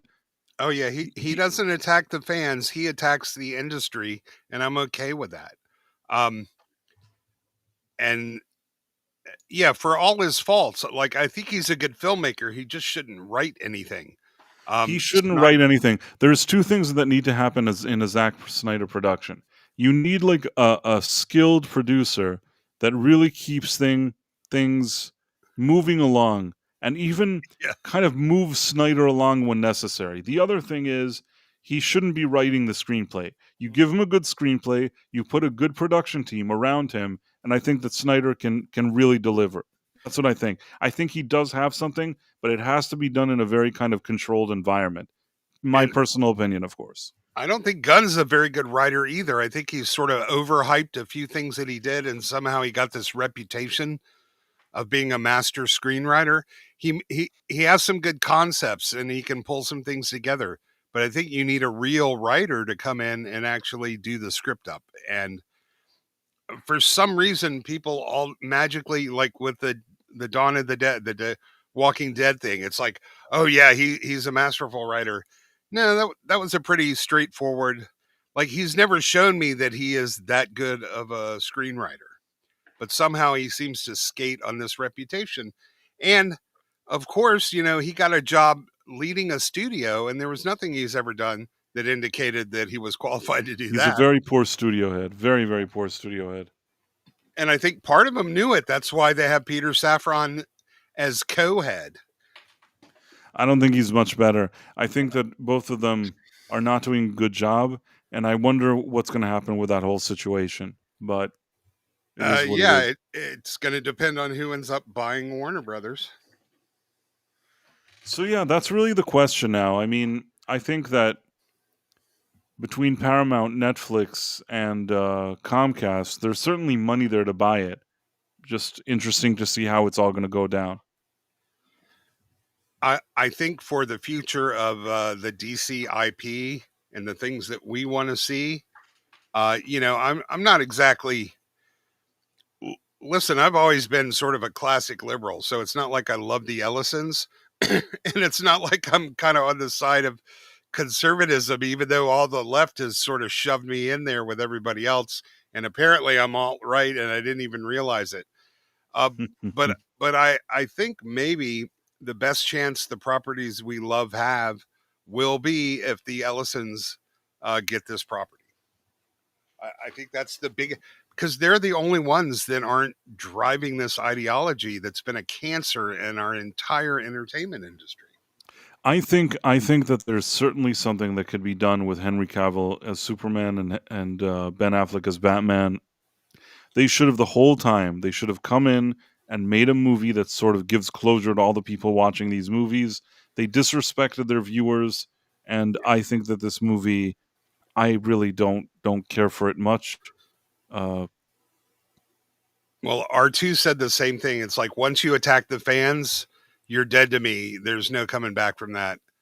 So for me, I'm done with Gunn. I'm done with John Boyega. I'm done with anybody who's blamed their problems on me and has called me names unwarrantedly.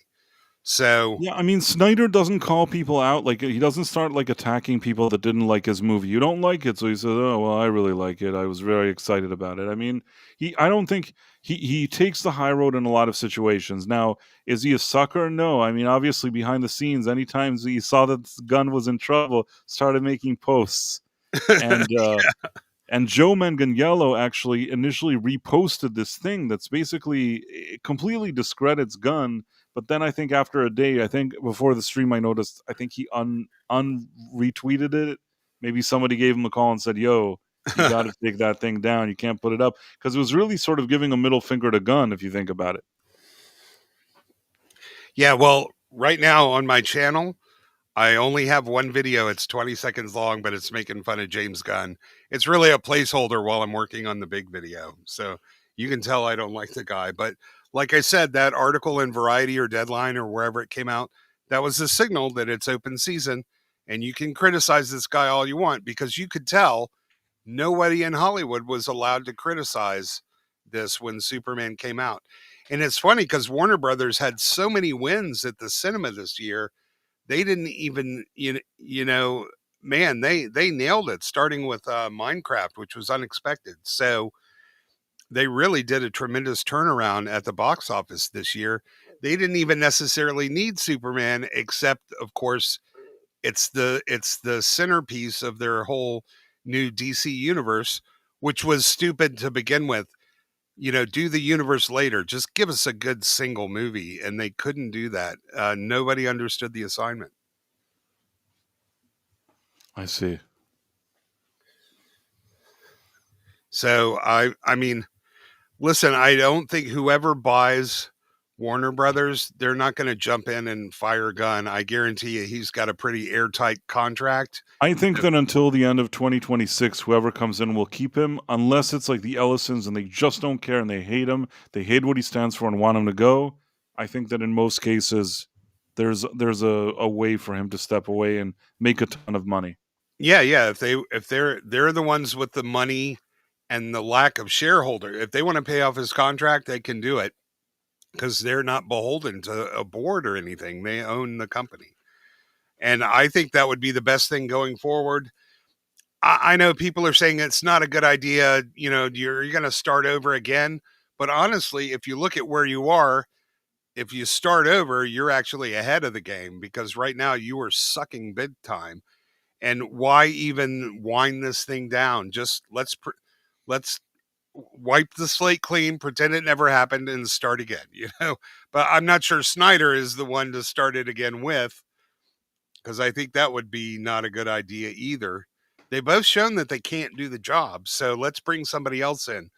But I have no problem with the studio saying, you know what, we tried this way, it didn't work. We're not gonna, we're not gonna linger around and try to finish up and wrap it up. Let's just get rid of what didn't work. I'll tell you what I think. I think that they should give Snyder money and tell him make one movie, finish up this thing. Make one movie, the final Snyder. Make that movie. Give him the budget, let him make the movie. They release it. It's the final chapter of the DCEU, brought to you by, Zack Snyder himself. They do that. That's it. Like, if it makes so much money and you want to try to make more movies, you could do it, but that would be the big test. And if let's say you say, well, what if it's a test that they do and they fail? You know what? There's so much money that they invest, these companies, in so much stuff. I think that, relatively speaking, this is not the worst way to spend it. Make one movie. Let them just do it. And if Netflix buys it and they can put it on their streaming, it seems like a no-brainer to me. Yeah, I would definitely put a writer in there saying that Snyder cannot write the film. I'm still not sure I would go that way, but there are a couple people they're talking about, Michael DeLuca, Pamela Abdi, Todd Phillips, maybe Dan Lin. There's a lot of people, I think, that are much more qualified to run the studio and could do a good job of overseeing it. They have a proven track record with superheroes in general. And remember, when you started off, you mentioned all the Gunn stuff, the failure, and they go, where do we go from here? And their answer was, immediately after Superman was pulled, they started greenlighting the Batman that was being held back. But the moment they realized that one didn't work, we started hearing motion on Batman 2 again. And I think... For sure. Yeah. We were not being told the truth. The only person, I hate to say this, Ista, the only person that from day one was giving the right coverage on this thing was me. and just so you know, I do videos, and at the beginning of my videos, usually I tell people this was the first channel, or one of the first channel that, declared that the movie was a flop, and this and that. And sometimes you were talking about comments. I have somebody in the comments saying, you don't have to keep reminding us, you're being so pretentious. I'm like, why? I finally did something good. I want to remind people that I did something good. Otherwise, they'll think that I'm just a jerk off. Sorry, Sean. Well, man, it's your channel. You do what you want. And yeah, I was watching your videos for 2 years before I even knew or realized you live streamed. And You weren't live streaming right away anyway, right? Because I know you from your channel and WD Pro's chat from a few years back. Interesting. Yeah. Well, I think that we've gone over a lot of topics today, Ista. Yeah. And as we usually do. I'm going to try to say goodbye to some people as best as I can. Okay. It's a bit difficult because things aren't the way they usually are, but Yidis, E. Clay Thomason, Empress and M, Angelo DD, Tim Hayes, Caleb Levine, Phantom Monk, and Reach'em 842. The Dead Man, of course. Whatever you said. He was very early on. Stephen Mack, Tomahawk, Mars Monkey Max. Double R Star. Yeah. CC Karaoke was here. Thank you for hanging out with us. Let's see. That's so strange. It says participant. It's very weird. Never mind. I